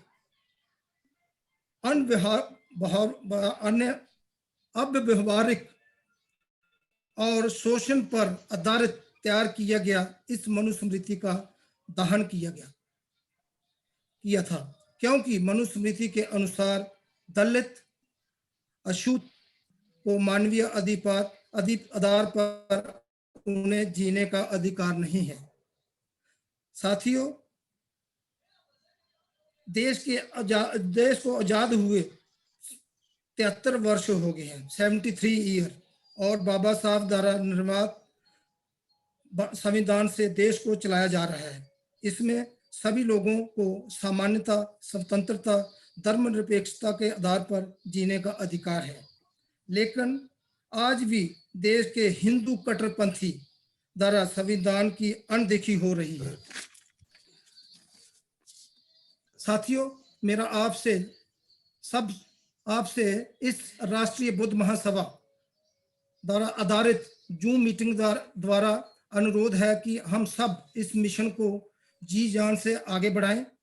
जो बाबा साहब ने तथागत गौतम बुद्ध ने और मान्यवर कांशीराम ने दिया था, उसको हम आगे बढ़ाएं और राष्ट्रीय अध्यक्ष मान्यवर धर्म प्रकाश भारती बौद्ध को तन मन धन से पूरा सहयोग करें, ताकि हम इसको दोबारा बौद्ध में भारत बना सकें। जय भीम, जय भारत, नमो बुद्धाय। बहुत बहुत साधुवाद माननीय बनगोत्रा साहब जी, आपने निश्चित समय में अपनी बात को रखा है। अगले क्रम में मैं आमंत्रित कर रहा हूं उपासिका राजेश साक्या जी, महिला विंग की जो राष्ट्रीय उपाध्यक्ष हैं राष्ट्रीय बौद्ध महासभा की। उनसे अनुरोध है कि आज के वेबिनार में अपना वक्तव्य प्रस्तुत करें। उपासिका राजेश साक्या जी, राष्ट्रीय उपाध्यक्ष।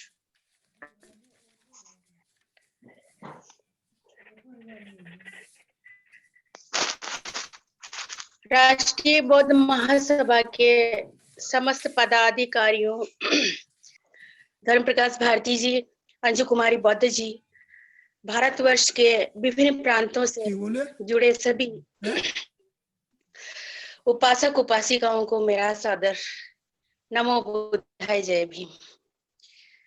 लंबे अरसे के बाद मैं मीटिंग में शामिल हो रही हूँ, उसके लिए क्षमा चाहती हूँ। बाबा साहब भीमराव अंबेडकर जी ने मनुस्मृति क्यों जलाई? क्यों जला डाली मनुस्मृति? जरा सोचो तो कोई बात बने। कुदरत से मिले उपहार भी हमसे छीने थे। प्रकृति ने जो समस्त प्राणियों को, मानव जाति को जो उपहार दिया है, पानी है, हवा है, ऑक्सीजन है, उस पर भी प्रतिबंध लगा दिया गया था।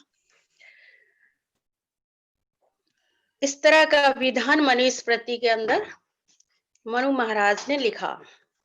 कब सांस लेंगे, कब कहाँ पानी पिएंगे, घर से बाहर निकलेंगे तो श्रृंगार कैसा करेंगे। यानी जब शूद्रों को घर से बाहर निकलना होता था तो उनको अपना श्रृंगार करना रहता था। थूकने के लिए गले में हांडी, थूकने के लिए गले में मटकी और कमर में झाड़ू इसलिए बांध लेंगे ताकि अपने ही पैरों के निशान मिटाते चलेंगे। मनुवाद को जान ले, जान कर कर व्यवहार, तभी जलेगी मनुस्मृति, सब कर लो रे विचार। मौलिक अधिकार संविधान से पाए, पढ़ लिख शूद्र खूब इतराए। बाबा साहब डॉक्टर भीमराव अंबेडकर जी ने भारतीय संविधान लिखा और समस्त अधिकार हमें मिले तो सब शूद्रों को अकल न आई, सब घर में मनुस्मृति समाई। पढ़ लिख करके कलेक्टर बने, ऑफिसर बने, बड़ी बड़ी नौकरियां प्राप्त की, लेकिन अकल न आई और उसे संविधान की देन न समझ करके, किसी ऊपर वाले की, देवी देवता की कृपा मान करके सब शूद्रों ने अपने घर में मनुस्मृति को लागू किया।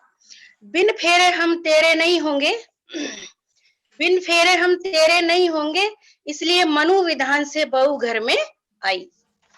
ये सब सोचने की बात है कि हमने किस तरह से सामाजिक व्यवस्था में मनुस्मृति को लागू किया हुआ है। झूठ पाखंड के देवी देवा, पूजत शूद्र भये मनु के चेला। सारे शूद्र देवी देवताओं की पूजा पाठ करके मनु के चेले बन चुके हैं। नौकरी संविधान से पाते हैं और रामचरितमानस का अखंड पाठ करके सवा मणि रसोई मनुवाद बढ़ाने के लिए किया करते हैं। अब हमें जलानी है मनुस्मृति तो देवताओं को घर से करो बाहर और बुद्ध, कबीर, नानक, रविदास जी के विचारों को जीवन में धारण करो और पंचशीलों का पालन करके खुद देवी देवता बनो। यानी तथागत गौतम बुद्ध के समय जो भारत देश के नागरिक थे, जो मनुष्य थे, जो पंचशीलों का पालन करते थे, उन्हें देवता कहा जाता था। और जो नारी जाति थी, जो पंचशीलों का पालन करती थी, उनको देवी कहा जाता था। तो हमें अपना सच्चा इतिहास जानना है कि देवी देवता क्या थे। जो मनुष्य पंचशीलों का पालन करते थे वो ही देवी और देवता थे। तो इस सत्य को जाने और अपने जीवन में अमल करें। शादी, ब्याह, सगाई जैसे उत्सव अपनी इच्छा से तय करें, तब ही जलेगी मनुस्मृति। अंतिम कुछ चंद पंक्तियों के बाद मैं अपनी बात खत्म करूंगी। बाबा साहब ने मनुस्मृति जलाई, सब शूद्रों ने घर में बसाई, पूजा पाठ कर्म कांड की खाई, शूद्रों के मन ज्यादा भई। छोड़ पाखंड ना राजी भये हैं, घर घर में पाखंड बड़े हैं। बेटा बेटी करते सगाई, जाकर पंडित दौड़ बुलाई। जब भी हम कुछ मांगलिक कार्य करते हैं, बेटा बेटी की सगाई करते हैं, तो तुरंत हम पंडित के पास दौड़ पड़ते हैं, तब कहीं जाकर हम कोई उत्सव मना पाते हैं, अपने बच्चों की शादी सगाई कर पाते हैं। ये मनुस्मृति सामाजिक व्यवस्था के अंदर हमने लागू की हुई है। इससे छुटकारा पाने की जरूरत है। सोचो कैसे मनुस्मृति जलेगी, पाखंडों से कब मुक्ति मिलेगी। जब तक समाज के अंदर पाखंडवाद है, पूजा पाठ है, यज्ञ है, हवन है, कर्मकांड है, तीर्थ यात्रा है, हमारे बहुजन समाज की दौड़ जब तक मंदिरों की तरफ है, तब तक मनुस्मृति नहीं चलेगी। मनुस्मृति को जलाने के लिए बाबा साहब डॉक्टर भीमराव अंबेडकर जी की 22 प्रतिज्ञाएं हमें पालन करनी होंगी। मनुस्मृति को दिमाग से हटाओ यारों, मनुस्मृति को दिमाग से हटाओ यारों, बुद्ध कबीर बाबा साहब की विचारधारा को दिल में बसाओ यारों, फिर असल में जलेगी मनुस्मृति। और मनुस्मृति का मनुस्मृति की वजह से अपमान हुआ, पकड़ जिसे संपत्ति समझा गया, दान किया गया, बेचा गया, जुए में दांव पे लगाया गया। आज उस नारी को समझना है कि मनुस्मृति को जलाना कितना जरूरी है अपने दिमाग से। बस मैं यहीं अपनी बात खत्म करती हूँ। समस्त राष्ट्रीय बौद्ध महासभा की इस वेबिनार में जुड़े उपासक उपासिकाओं को, पदाधिकारियों को सादर जय भीम, नमो बुद्धाय। बहुत बहुत साधुवाद। माननीय उपासिका राजेश साख्या जी ने बहुत अच्छी बातें अपने वक्तव्य में रखी। बहुत बहुत साधुवाद। और विशिष्ट अतिथियों का पैनल वक्तागण के रूप में समाप्त हो चुका है। 2 वक्तागण किसान आंदोलन में संलग्न होने से और वापसी में आते हुए अपने कार्यक्रम में आज के वेबिनार में नहीं जुड़ पाए हैं। और अब आज के मुख्य अतिथि राष्ट्रीय बौद्ध महासभा की महिला विंग की राष्ट्रीय अध्यक्ष उपासिका अंजू कुमारी बौद्ध जी से मैं अनुरोध करता हूं कि वो आज के इस वेबिनार में अपना मुख्य अतिथि के रूप में उद्बोधन प्रस्तुत करें। माननीय उपासिका अंजू कुमारी बौद्ध जी।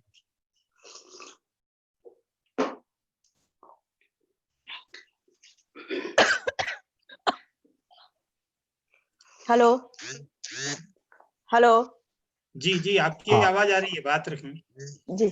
करुणा के सागर तथागत भगवान गौतम बुद्ध को नमन करते हुए, पूज्य बाबा साहेब बी आर अम्बेडकर को नमन करते हुए एवं समय समय पर मार्गदर्शक जन्मे महापुरुष, बहुजन समाज में जन्मे महापुरुषों को नमो बुद्धाय जय भीम करते हुए इस वेबिनार में शामिल हुए आदरणीय राष्ट्रीय बौद्ध महासभा के राष्ट्रीय अध्यक्ष आदरणीय श्रद्धेय धम्म प्रकाश भारती साहब, बादल सिंह बौद्ध जी, और आदरणीय माननीय सम्माननीय इंजीनियर किशोर बौद्ध साहब आचार्य जी, रमेश चंद्र बनगोत्रा साहब जो जम्मू कश्मीर से हैं, जगदीश चंद्रा बौद्ध साहब, सुरेश दास एवं विजय कुमार बौद्ध जी, जेपी अम्बेडकर साहब, दिनेश भाई पटेल जी, शिव तालुकदार साहब, संघ प्रिय कमलेश बौद्ध साहब एवं बादल सिंह बौद्ध जी, मुकेश जी एवं शशि बौद्ध जी, रविता लक्कड़ जी, राजेश साख्या जी, आप सभी को पुनः नमो बुद्धाय जय भीम करते हुए आज चूंकि इस वेबिनार में हम लोग बैठे हुए हैं, मनुस्मृति क्यों जलाई गई, तो सबसे पहले तो हमें समझना पड़ेगा कि मनुस्मृति में है क्या। जैसे कि सभी विद्वान वक्ता हैं, पूरे देश से जुड़े हुए हैं, तो मनुस्मृति काला कानून है। काला कानून और वो भी किसके लिए? इस देश के मूल निवासियों के लिए। जब हम कहते हैं कि हम 85% यहाँ के मूल निवासी आदिवासी हैं, यहाँ के मूल निवासी हैं, उनको गुलाम बनाए रखने के लिए ये काला कानून तैयार किया गया था। और जब हम इतिहास का पन्ना पलटते हैं तो उसमें देखते हैं कि हम जो छितरे हुए लोग, कबीलाई लोग थे, हमारे जो यहाँ के मूल निवासी थे, तो 2 संस्कृतियों का टकराव है और इनको गुलाम बनाया। और उससे भी पहले जब हम ये कहते हैं कि आर्य अनार्य की लड़ाई हुई है, जब हम यहाँ के मूल निवासी हैं और आर्य और अनार्य की जब बात करते हैं, तो जब कहते हैं कि समुद्र मंथन हुआ है और देवासुर संग्राम हुआ, तो देवासुर संग्राम में अगर हम भगवान बुद्ध से भी पहले की अगर बात करें तो यहाँ का जो मूल निवासी थे, जो यहाँ का कबीलाई थे, तो उस समय भगवान बुद्ध से भी पहले की अगर बात करें तो देवासुर संग्राम के जो नाम लेते हैं, तो उस समय हमारे यहाँ मूल निवासियों के राजा जो शानदार तरीके से लड़े हैं। और अगर हम बात करें तो सबसे पहली संस्था जो थी भारत की देश की जो सबसे पहली संस्था थी वो गण संस्था थी। गण संस्था के माध्यम से ब्रह्मा विष्णु महेश को तैयार किया गया है, जिसमें कि इस देश में समय काल के अनुसार 7 ब्रह्मा विष्णु महेश हुए हैं, जिनका समय समय पे वध भी किया गया है। तो हम आ जाते हैं कि हमारी दुर्गति का कारण, और ये मनुस्मृति में था क्या। तो ये हिंदू धर्म की अगर बात करते हैं, क्योंकि हिंदू धर्म, मनुस्मृति और हम मूल निवासी यहाँ के, तो ये सब मिला जुला के सिर्फ गुलाम बनाए रखने के लिए और यहाँ के संसाधन पे, हमारे देश के जो संसाधन था उसको लेने के लिए, उस पे राज्य करने के लिए। तो बाबा साहब एक बहुत अच्छी बात कहे हैं, उनको हमेशा हम कोट करते हैं और उस बात को हम बार बार दोहराते हैं कि जिस समाज की गैर राजनीतिक जड़ें मजबूत नहीं होगी वो समाज लंबे समय तक राजनीति नहीं कर सकते हैं। तो ये जो हिंदू धर्म है फुल्ली 100% राजनीति है।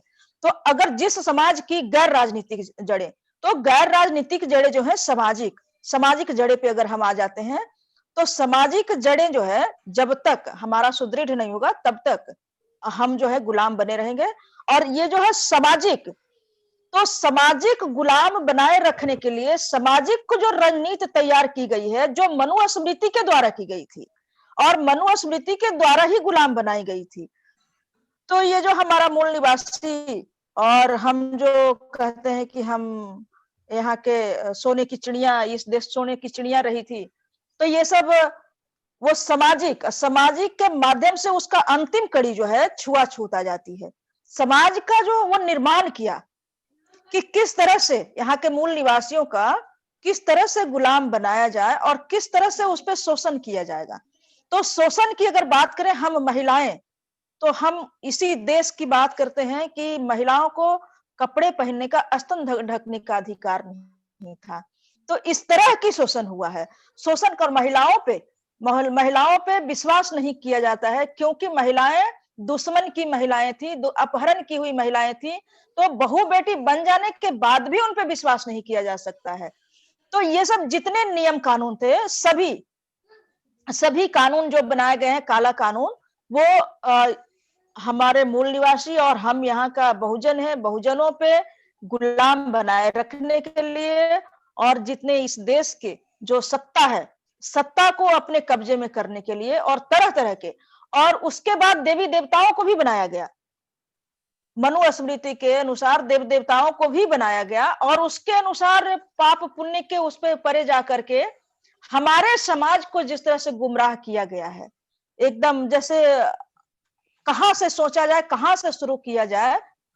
अगर 5% हम लोग बैठ करके जूम पे मीटिंग करते हैं और पूरे देश में ये मैसेज जाता है, लेकिन 85% लोग जो है अभी भी रात दिन वो टीवी देख करके, समाचार पत्रों में देख करके, और जिस तरह से प्रचार किया जाता है, देवी देवताओं को जिस तरह से दहशत है, वहां से निकालना बहुत ही मुश्किल है। तो जिस समय बाबा साहेब मनुस्मृति जला रहे थे, तो उस समय के तत्कालीन प्रधानमंत्री के पास सारे हिंदू लोग भाग के गए और उन्होंने कहा, वहां पे जाके ये बात रखी कि कुछ करिए, नहीं तो ये डॉक्टर अंबेडकर तो ये मनुस्मृति जला रहे हैं। उन लोगों को प्रधानमंत्री उस समय के कहे कि नहीं, अगर मनुस्मृति ही जला रहे हैं, अगर उनको कुछ रोक टोक किए तो वो सारी ग्रंथों को जला डालेंगे, महाभारत रामायण सब जला डालेंगे। तो इसलिए शांति बना के रखिए। उस समय इस आंदोलन को इस तरह से वहां खत्म किया गया।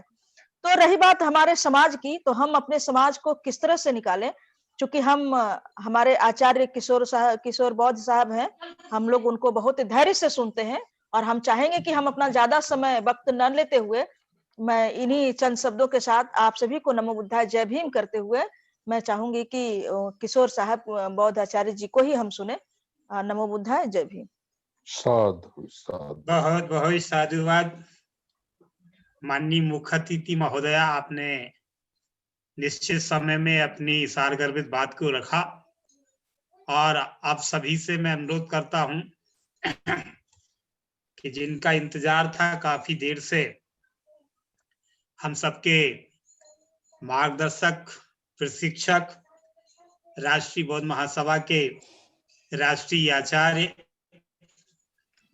माननीय इंजीनियर किशोर बौद्ध साहब, जो आज के कार्यक्रम का वेबिनार का अध्यक्षता कर रहे हैं, मैं उनसे सादर अनुरोध करता हूं कि वो आए और आज के वेबिनार में अपना अध्यक्षीय भाषण प्रस्तुत करें। माननीय इंजीनियर किशोर बोस साहब, राष्ट्रीय आचार्य, राष्ट्रीय बौद्ध महासभा। सभी को जय भीम। जय भीम। सभी महापुरुषों को,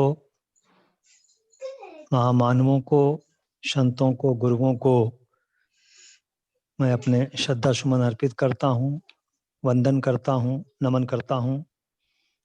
आज की इस मीटिंग में उपस्थित हमारे राष्ट्रीय अध्यक्ष और इस संस्था के संस्थापक आदरणीय धर्म प्रकाश भारती बौद्ध साहब और मीटिंग में शामिल हुए सभी उपासक बंधुओं, आदरणीय उपासिकाएं, आप सभी को मैं पुनः जय भीम करता हूं।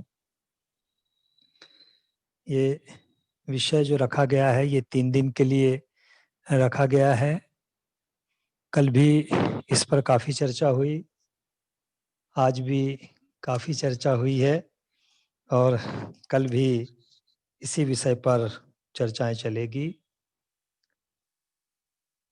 तो मामला बड़ा कठिन है कि क्या बात रखी जाए, लेकिन फिर भी क्योंकि मीटिंग में शामिल हैं इसलिए कुछ चंद बातें मैं अपनी तरफ से भी रखना चाहता हूं। बाबा साहब अम्बेडकर ने जैसे वो किताब लिखी है क्रांति और प्रतिक्रांति, प्राचीन भारत में क्रांति और प्रतिक्रांति, revolution and counter revolution in ancient India. तो बुद्ध की जो थी वो क्रांति थी। किसके खिलाफ क्रांति थी? तो जो ब्राह्मणवादी संस्कृति थी, ब्राह्मणवादी समाज व्यवस्था थी, उस संस्कृति के खिलाफ बुद्ध की क्रांति थी। बुद्ध की इस क्रांति में जो सबसे बड़ा अहम पहलू दिखाई देता है, जिसकी वजह से बुद्ध कामयाब हुए, ऐसे तो बुद्ध बहुत ज्ञानी थे, उन्हें बुद्ध ही माना गया, लेकिन फिर भी वो ये जानते थे कि एक साधारण मनुष्य का जीवन बहुत लंबा नहीं होता है। लेकिन जिस ब्राह्मणवादी संस्कृति या ब्राह्मणवादी समाज व्यवस्था के खिलाफ आंदोलन चलाना है, संघर्ष करना है, तो उसके लिए 1000-2000 साल तक की व्यवस्था करना बहुत जरूरी है, बहुत आवश्यक है। और इसीलिए तथागत बुद्ध ने 2500 साल पहले एक नए सिस्टम को इजाद किया कि ब्राह्मणवादी व्यवस्था से किस तरह से लड़ा जाए, और केवल लड़ा ही ना जाए, उसमें ब्राह्मणवादी व्यवस्था की पराजय हो, वो पराजित हो और हम सफल हों। तो वो जो सिस्टम उन्होंने डेवलप किया, जो इजाद किया, वो बहुत ध्यान देने लायक बात है कि अपने जमाने में उन्होंने भिक्खु संघ का निर्माण किया और वो भिक्खु संघ उस ब्राह्मणवादी संस्कृति के खिलाफ जब संघर्ष करता नजर आया, वो आंदोलन जब शुरू हुआ, तो बाद में हम उसके परिणाम देखते हैं कि जो सम्राट अशोक है, जिनका हृदय परिवर्तित हुआ कलिंग युद्ध के बाद में, तो वो भी बौद्ध बने। और चूंकि उन पर बौद्ध संस्कृति का प्रभाव पड़ा, भिक्खुओं का प्रभाव पड़ा, वो भिक्खु नैतिक थे, ईमानदार थे, आदर्श थे, मॉडल ऑफ द सोसाइटी थे। तो इसीलिए सम्राट अशोक ने उनके संपर्क में रहकर, उस संघ के, भिक्खु संघ के संपर्क में रहकर या उनके प्रभाव में वो एक बहुत महान राजा साबित हुए, कल्याणकारी राजा साबित हुए, और उनके ही युग को, उनके ही काल को भारत का स्वर्ण युग कहा जाता है। इसलिए स्वर्ण युग कहा जाता है क्योंकि उस दौर में ही भारत के पूरे इतिहास को जब हम देखते हैं तो उस दौर में ही जो भी लोग हैं, देश के निवासी हैं, चाहे वो शूद्र हो या जो भी हो, सबको स्वतंत्र रूप से जीने का मौका मिला, आजादी मिली, उनके बीच में समता स्थापित हुई, अमन चैन आया, और इसीलिए उसे स्वर्ण युग कहा गया है। बाकी जो भी काल है, जितने भी इस देश में राजा महाराजा हुए, वो काल जो हैं वो अंधकारमय काल हैं, लेकिन केवल सम्राट अशोक का काल जो कहलाता है वो स्वर्ण युग कहलाता है। तो इसमें हमें इस बात पर भी ध्यान देना है कि सम्राट अशोक का काल स्वर्ण युग क्यों बना, या सम्राट अशोक जो प्रभावित हुए, या सम्राट अशोक पर जो बात हावी रही, वो क्या बात हावी थी। तो हमें उसे इस तरह से भी लेना चाहिए कि बुद्ध ने जो भिक्खु संघ का निर्माण किया था, और वो भिक्खु संघ इतना श्रेष्ठ था कि उस श्रेष्ठ भिक्खु संघ के प्रभाव से सम्राट अशोक ने जो भी गलत कार्य होते हैं एक राजा के, उन गलत कार्यों पर रोक लगा दी, और जो एक नेक राजा हो सकता है, दयालु राजा हो सकता है, कल्याणकारी राजा हो सकता है, उस दिशा में कार्य किया, और इसीलिए वो कल्याणकारी राज्य स्थापित हुआ और सम्राट अशोक का काल स्वर्ण युग कहलाया। लेकिन उनके जो अंतिम शासक रहे बृहद्रथ, उस बृहद्रथ के आते आते तक ब्राह्मण वर्ग जो है, या ब्राह्मणवादी व्यवस्था के जो पोषक हैं, वो अवसर की तलाश में रहे, और ये मौका उन्हें बृहद्रथ के शासन में मिला, जिसमें हम उस इतिहास को जानते हैं जिसको बाबा साहब अम्बेडकर ने लिखा, जो कि बाबा साहब खुद भी एक बहुत बड़े इतिहासकार थे। उन्होंने इतिहास की इस घटना को दुनिया के सामने लाया, और ये बताया कि पुष्यमित्र शुंग ने बृहद्रथ की हत्या किया, और बृहद्रथ की हत्या करने के बाद में इस मनुस्मृति नाम के कानून की रचना कराई गई, और इसके साथ ही साथ जो की वजह से कल्याणकारी राज्य स्थापित हुआ था, उस भिक्खु संघ के खिलाफ उसने एक मुहिम शुरू करवाया। वो मुहिम क्या थी? तो वो मुहिम थी कि जो कोई भी एक भिक्खु का सर काट कर लाएगा, उसे 100 स्वर्ण मुद्राएं पारितोषिक के रूप में, इनाम के रूप में दी जाएगी। और इस तरह से भिक्खु संघ का कत्लेआम किया गया। शूद्रों का तो पतन हुआ ही हुआ, नारियों का पतन तो हुआ ही हुआ मनुस्मृति के माध्यम से, एक नए कानून के माध्यम से शूद्रों का और नारियों का पतन तो हुआ ही हुआ। लेकिन दूसरी बात जो उसमें और दिखाई देती है कि पुष्यमित्र शुंग ने भिक्खु संघ का भी कत्लेआम करवाया। और किस तरह से करवाया कि एक भिक्खु का जो भी कोई सर काट के लाएगा, उसे 100 स्वर्ण मुद्राएं दी जाएगी। बाबा साहब अम्बेडकर ने इस घटना के बारे में ये बात लिखी है कि इतिहास की ये, भारत के इतिहास की ये बहुत बड़ी घटना है, लेकिन भारत के इतिहासकारों ने इस घटना को बहुत छोटे रूप और ये साबित किया कि ये पारिवारिक झगड़ा था, इससे बड़ा नहीं था। लेकिन बाबा साहब अम्बेडकर ने इसके बारे में कहा कि ये भारत के इतिहास की एक बहुत बड़ी घटना थी। तो इस बड़ी घटना पे हमें दो तरह से विचार करना चाहिए कि मनुस्मृति तो लिखी गई, और इस मनुस्मृति के माध्यम से शूद्रों और नारियों को इस तरह से गुलामी के जंजीरों से जकड़ा गया कि वे लाचार और बेबस हो गए। मतलब ब्राह्मणों की सत्ता, ब्राह्मणों की मोनोपोली, ब्राह्मणों की तानाशाही तो चलेगी ही चलेगी, साथ ही साथ पुरुष सत्तात्मक शासन भी चलेगा। लेकिन इसके साथ ही साथ ये बात भी हमें ध्यान देनी चाहिए कि भिक्खु संघ का भी कत्लेआम हुआ। तो क्यों कत्लेआम हुआ?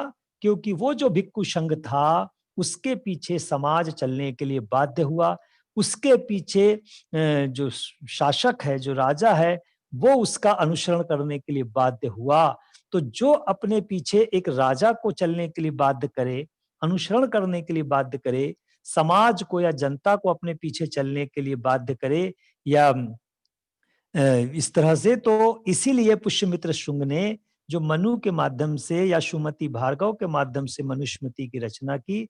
लेकिन दूसरा पहलू हम ये भी देखते हैं कि जो एक नैतिक संघ बना था, भिक्खु संघ जिसे कहते हैं, उसके कत्लेआम की भी उन्होंने योजना बनाई और उसको अंजाम तक पहुंचाया। तो ये दो बातें हमें विशेष रूप से ध्यान रखना है कि जो रिवॉल्यूशन थी बुद्ध की, उस रिवॉल्यूशन में सबसे बड़ी जो खोज थी बुद्ध की, तो भले ही हम कहते हैं कि दुख को कैसे खत्म किया जाए, दुख है, दुख का कारण है, दुख का निवारण है, लेकिन दूसरी खोज ये भी थी कि हजारों साल तक यदि रिवॉल्यूशन चलेगी या संघर्ष चलेगा या आंदोलन चलेगा, तो एक व्यक्ति का देहांत तो हो भी जाए तो वो क्रम नहीं टूटना चाहिए, वो चैन नहीं टूटना चाहिए, और जैसा आज है 100 साल बाद भी वैसा ही हो, 500 साल बाद भी वैसा ही हो, बिल्कुल जैसे कहते हैं कि डिक्टो, बिल्कुल सेम टू सेम, या जैसे जेरॉक्स कॉपी होती है, इस तरह से। तो ये बुद्ध की दूसरी बड़ी खोज थी, जिसके माध्यम से उन्होंने ये जो काउंटर रिवॉल्यूशन है ब्राह्मणवादी संस्कृति, इस ब्राह्मणवादी संस्कृति को जमींदोज किया था। लेकिन जिसको बाबा साहब अम्बेडकर ने कहा कि ये बुद्ध की रिवॉल्यूशन थी, लेकिन वृहद के समय ये ब्राह्मणों की काउंटर रिवॉल्यूशन फिर कामयाब हुई, और उन्होंने मनुस्मृति नाम का एक संविधान बनाकर शूद्रों को और नारियों को गुलामी के दलदल में धकेल दिया, और ताकि ये फिर से कभी उठ न पाए और गुलामी करने के लिए मजबूर रहें। इसलिए सारे अधिकार, सारी संपत्ति, सारे जो भी बातें हैं उनसे उन्हें दूर कर दिया। जैसे एक श्लोक आता है उनके इसमें मनुस्मृति में कि शक्ते नापी ही शूद्रेण न कार्यो धन संचय, कि समर्थ होकर भी शूद्र धन इकट्ठा नहीं कर सकता। क्यों नहीं कर सकता? क्योंकि शूद्रो ही धर्मासाध्य ब्राह्मणा ने वादते, कि शूद्र के पास यदि धन आ जाता है तो वो ब्राह्मणों को तकलीफ देता है, पीड़ा पहुंचाता है। माने कितना भी सक्षम हो, कितना भी योग्य हो, कितना भी बलशाली हो, लेकिन वो धन इकट्ठा नहीं कर सकता है। इस तरह का वो कानून बनाया गया। तो ये इस तरह के मनुस्मृति के कानून के बाद में दोनों प्रकार से हम लोग पराजित हुए। एक तो हमारा संघ भी खत्म हुआ, और दूसरी बात यह है कि जो समाज है वो समाज भी गुलामी के दलदल में गया। वो संस्कृति चलती रही जिसके शिकार बाबा साहब अम्बेडकर या हमारे जितने भी संत गुरु हैं, महापुरुष हैं, महामानव हैं, ये सारे लोग शिकार भी हुए। बाबा साहब अम्बेडकर भी उसके शिकार हुए। लेकिन संयोग ऐसा बना कि जिस मनुस्मृति को 25 दिसंबर 1927 में बाबा साहब अम्बेडकर ने चाहे प्रतीकात्मक रूप में भी जलाया हो कि हमें ये कानून स्वीकार नहीं है, इस तरह का कानून मानवता के खिलाफ है, ये अमानवीय कानून है, तो अमानवीय कानून को बाबा साहब अम्बेडकर ने चाहे प्रतीकात्मक रूप से भी जलाया हो, लेकिन बाबा साहब अम्बेडकर को मानवीय आधार पर कानून लिखने का मौका मिला। और ऐसा माना जाता है कि बाबा साहब अम्बेडकर ने जो कानून बनाया, जो संविधान लिखा, वो भारत का ही नहीं दुनिया का सर्वश्रेष्ठ संविधान है, और जिस पर अपने सोमवार के दिन आदरणीय धीमान साहब जो हैं वो पूरी एक एक अनुच्छेद को लेकर, एक एक आर्टिकल को लेकर उसकी व्याख्याएं भी करते हैं। तो इसमें भी हमें इस तरह से देखना है, हमारे देखने के नजरिए हमें थोड़ा सा बदलने की आवश्यकता है कि जैसे ब्राह्मण चाहता है कि फिर से मनुस्मृति लागू हो। कई बार हम व्हाट्सएप पे भी देखते हैं कि मनुस्मृति फिर से तैयार कर ली गई है, नए सिरे से तैयार कर ली गई है, या जयपुर में जो हाई कोर्ट है उसके सामने मनु महाराज की मूर्ति लगी हुई है। ब्राह्मण अपने स्तर पर पूरी कोशिश में लगा है कि मनुस्मृति जिंदी रहना चाहिए। मनुस्मृति जिंदी रहना चाहिए का मतलब है वर्ण व्यवस्था कायम रहना चाहिए, जाति व्यवस्था कायम रहना चाहिए, हिंदू राष्ट्र बनना चाहिए, गर्व से बोलो हम हिंदू हैं, इस तरह के नारे लगते हैं। तो ये सारी कोशिश वो लगातार कर रहा है। हमारा पक्ष जब हम देखते हैं तो हम ये महसूस करते हैं कि हम संविधान की जय जयकार तो करते हैं, लेकिन जिस संविधान को बाबा साहब अम्बेडकर ने इतनी मेहनत और मशक्कत के साथ में तैयार किया और हमें ये सजेशन दिया, हमें ये कि किसी भी कीमत पर एट एनी कास्ट कि इस देश को हिंदू राष्ट्र नहीं बनने देना है। यदि ये फिर से हिंदू राष्ट्र बन गया तो हम फिर से गुलामी के जीवन में चले जाएंगे। तो किसी भी कीमत पर इसे हिंदू राष्ट्र नहीं बनने देना है। तो उसके लिए हमें अपने संविधान की रक्षा करने की आवश्यकता है। तो रक्षा करने का मतलब ये नहीं होता है कि यदि भारतीय जनता पार्टी या राष्ट्रीय स्वयंसेवक संघ या बजरंग दल या विश्व हिंदू परिषद या और भी किस तरह के कोई संगठन हैं, यदि वो किसी प्रकार की घटना को अंजाम देते हैं संविधान को लेकर, तो केवल हम उसकी खिलाफत करें। काम इतने से नहीं बनता है। भारतीय समाज जो है, या जिसे हम अम्बेडकरवादी समाज कहते हैं या जिसे बुद्धिस्ट समाज कहते हैं, उसकी ये ड्यूटी बनती है कि संस्थागत तौर पर, एक अकेले आदमी के करने से काम नहीं चलता है, संस्थागत तौर पर उसे अपने संविधान के हिसाब से चलने की भी आवश्यकता है कि संविधान हमसे क्या अपेक्षाएं रखता है, संविधान हमसे क्या चाहता है। जैसे बाबा साहब ने कहा कि अधिकार और कर्तव्य, तो अधिकारों के प्रति तो हम सजग रहते हैं, अधिकारों के प्रति तो हम जागरूक रहते हैं, अपनी लड़ाई, अपने अधिकार के लिए अपनी लड़ाई तो लड़ लेते हैं, लेकिन जहां कर्तव्य की बात आती है, जहां ड्यूटी की बात आती है कि हमें इसे फॉलो करना है, अपने संविधान को हम इस तरह से फॉलो कर सकते हैं, उसका इस तरह से अनुसरण करना चाहिए, तो तब वहां जाकर हम देखते हैं कि हम 0 पर हैं। हम 1% भी अपने संविधान के हिसाब से चल नहीं पाते हैं।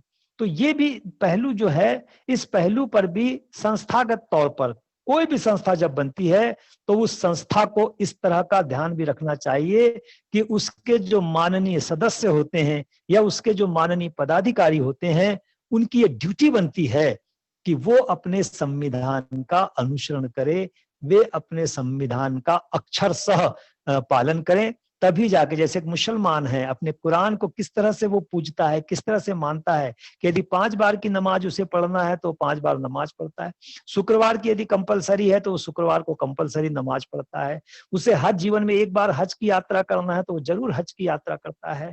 तो इतना कट्टर होके हमें अपने संविधान का अनुसरण करना चाहिए। लेकिन बहुत सी बातें हैं कि कैसे मसले रहते हैं जिस पर हम उसकी व्याख्या बहुत अच्छी कर सकते हैं कि अनुच्छेद 13 में ये लिखा है, अनुच्छेद 45 में ये लिखा है, अनुच्छेद 16 में ये लिखा है, अनुच्छेद 15 में ये लिखा है, लेकिन जब कर्तव्यों की बात आती है कि हमें इस तरह का फॉलो करना है, तो वो चीज हम नहीं कर पाते हैं।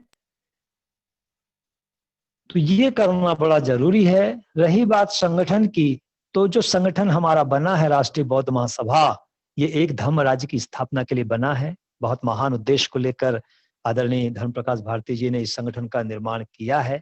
तो इसके लिए, इस महान उद्देश्य की प्राप्ति के लिए जो हमारा धम्म राज्य की स्थापना हम करना चाहते हैं, मतलब एक आदर्श समाज का निर्माण करना चाहते हैं, ऐसा आदर्श समाज हो जिसमें कोई जाति पाति का भेदभाव ना हो, हम आपस में रोटी बेटी के व्यवहार कर सकें, इस तरह का व्यवहार होना चाहिए। ऐसा हम यदि एक आदर्श समाज बनाना चाहते हैं तो उसके लिए पवित्र साधनों की आवश्यकता पड़ेगी।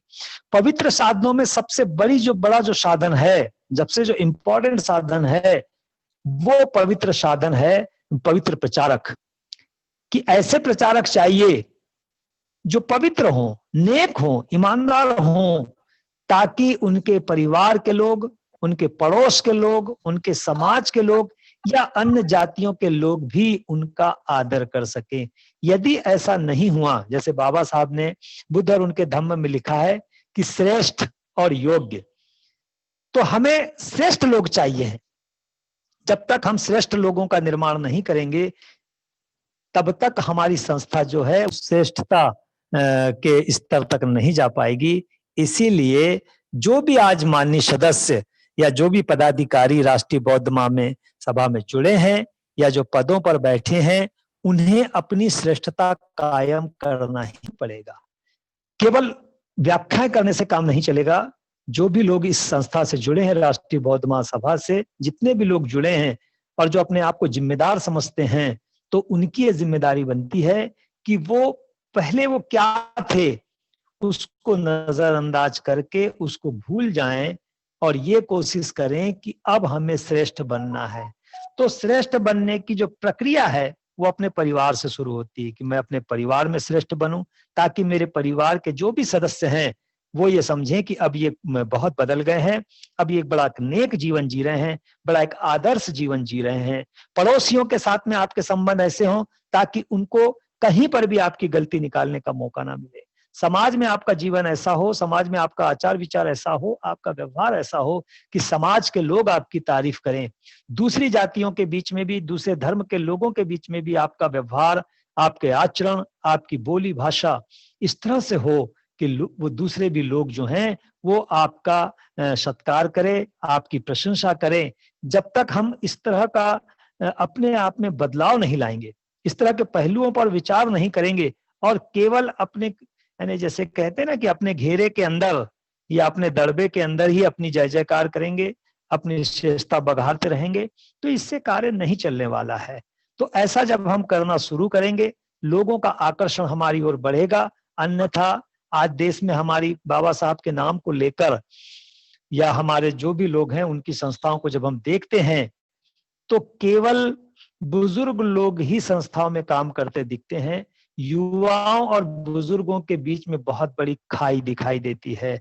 तो युवाओं के लिए भी आकर्षण का केंद्र हमारी संस्था को बनाना है, इसीलिए ताकि जो बड़े पढ़े लिखे बच्चे हैं जो आज कॉलेज में पढ़ रहे हैं या बड़ी बड़ी संस्थाओं में पढ़ रहे हैं, बड़ी बड़ी यूनिवर्सिटीज में पढ़ रहे हैं, तो उनको आकर्षित करने के लिए हम जो आज जुड़े हुए लोग हैं जिन पर बड़ी जिम्मेदारी है, तो उनका नेक बनना, श्रेष्ठ बनना। आप कितने भी योग्य हैं, तो बाबा साहब ने कहा है अकेले योग्यता से काम नहीं चलेगा, श्रेष्ठ होना भी बहुत जरूरी है। जैसे बुद्ध ने अपने जमाने में श्रेष्ठ लोग तैयार किया था, तो बाबा साहब अम्बेडकर ने हमारे जो पवित्र ग्रंथ है बुद्ध और उनका धम्म, उसमें इस बात को बहुत बारीकी से उसको उन्होंने लिखा है कि अकेले योग्य होने से काम नहीं चलता है, योग्यता के साथ साथ श्रेष्ठ होना भी बहुत जरूरी है।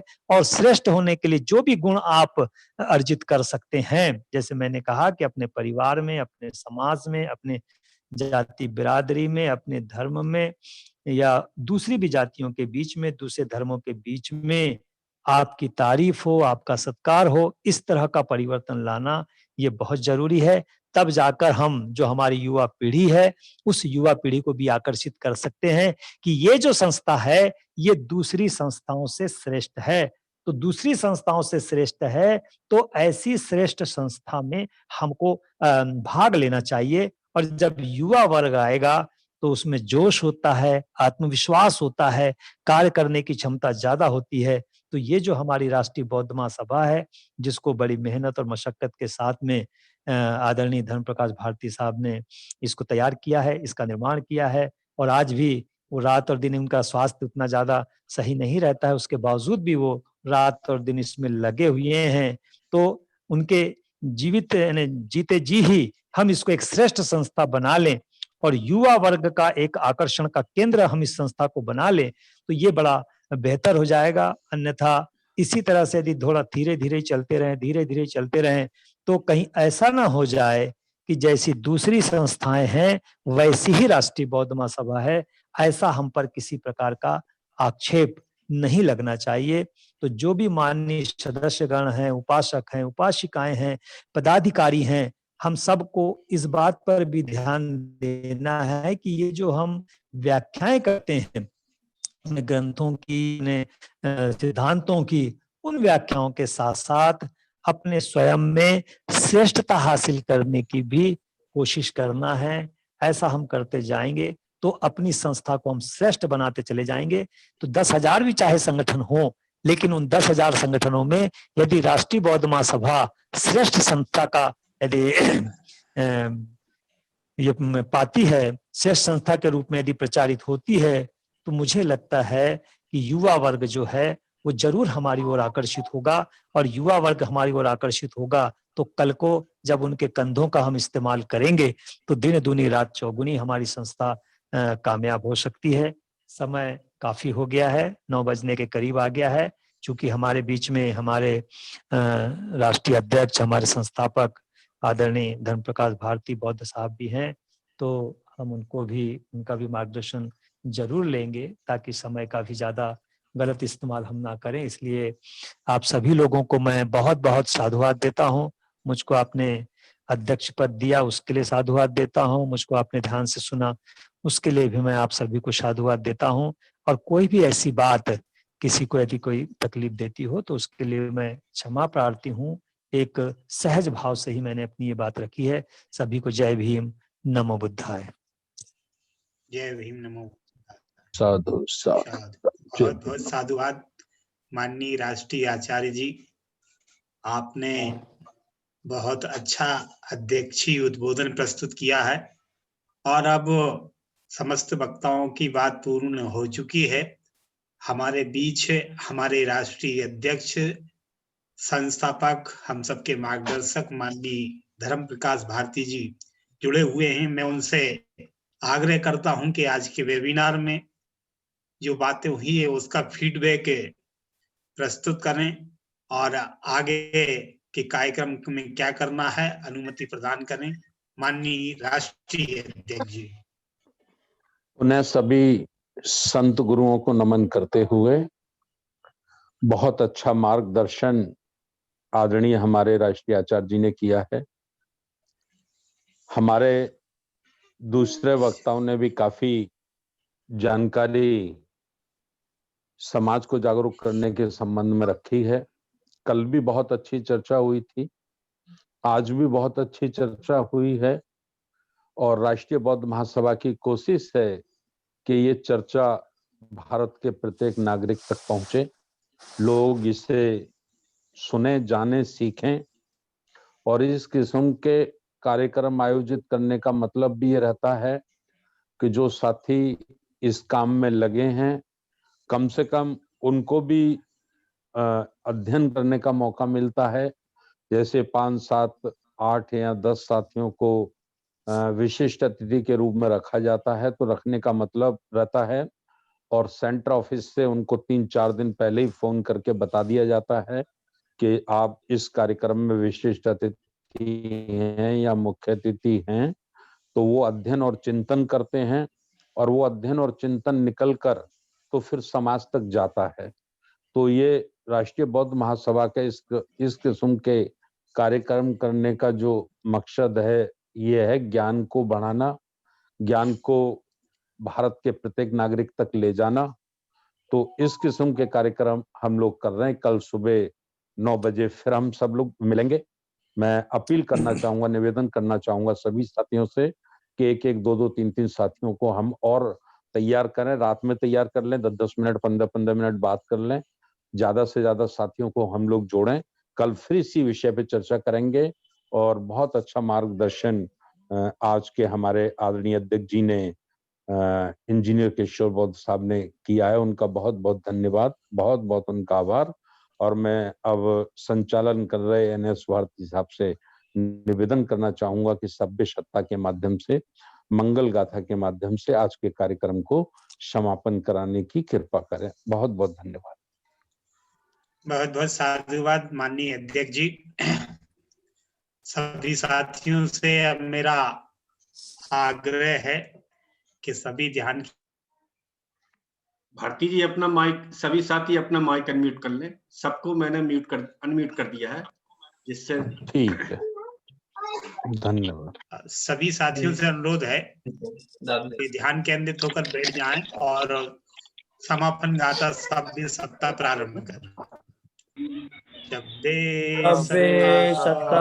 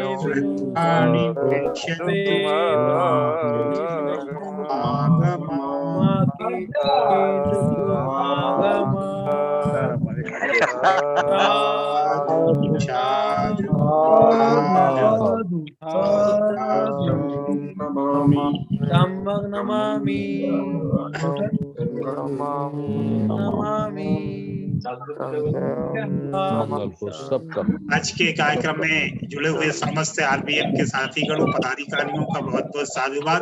एक बार पुनः अनुरोध है कि कल सुबह प्रातः 9 बजे ये तीसरी मीटिंग सुबह आयोजित होगी। सभी से ये अनुरोध करता हूं कि सभी अपने अपने जिन प्रांतों से जुड़े हैं, बहुत सारे व्हाट्सएप ग्रुप रहते हैं, अपने अधिक से अधिक साथियों को इस वेबिनार में सुबह जुड़वाने की कोशिश करेंगे। इसी आशा के साथ आज के कार्यक्रम की घोषणा की जाती है। सभी का बहुत बहुत साधुवाद।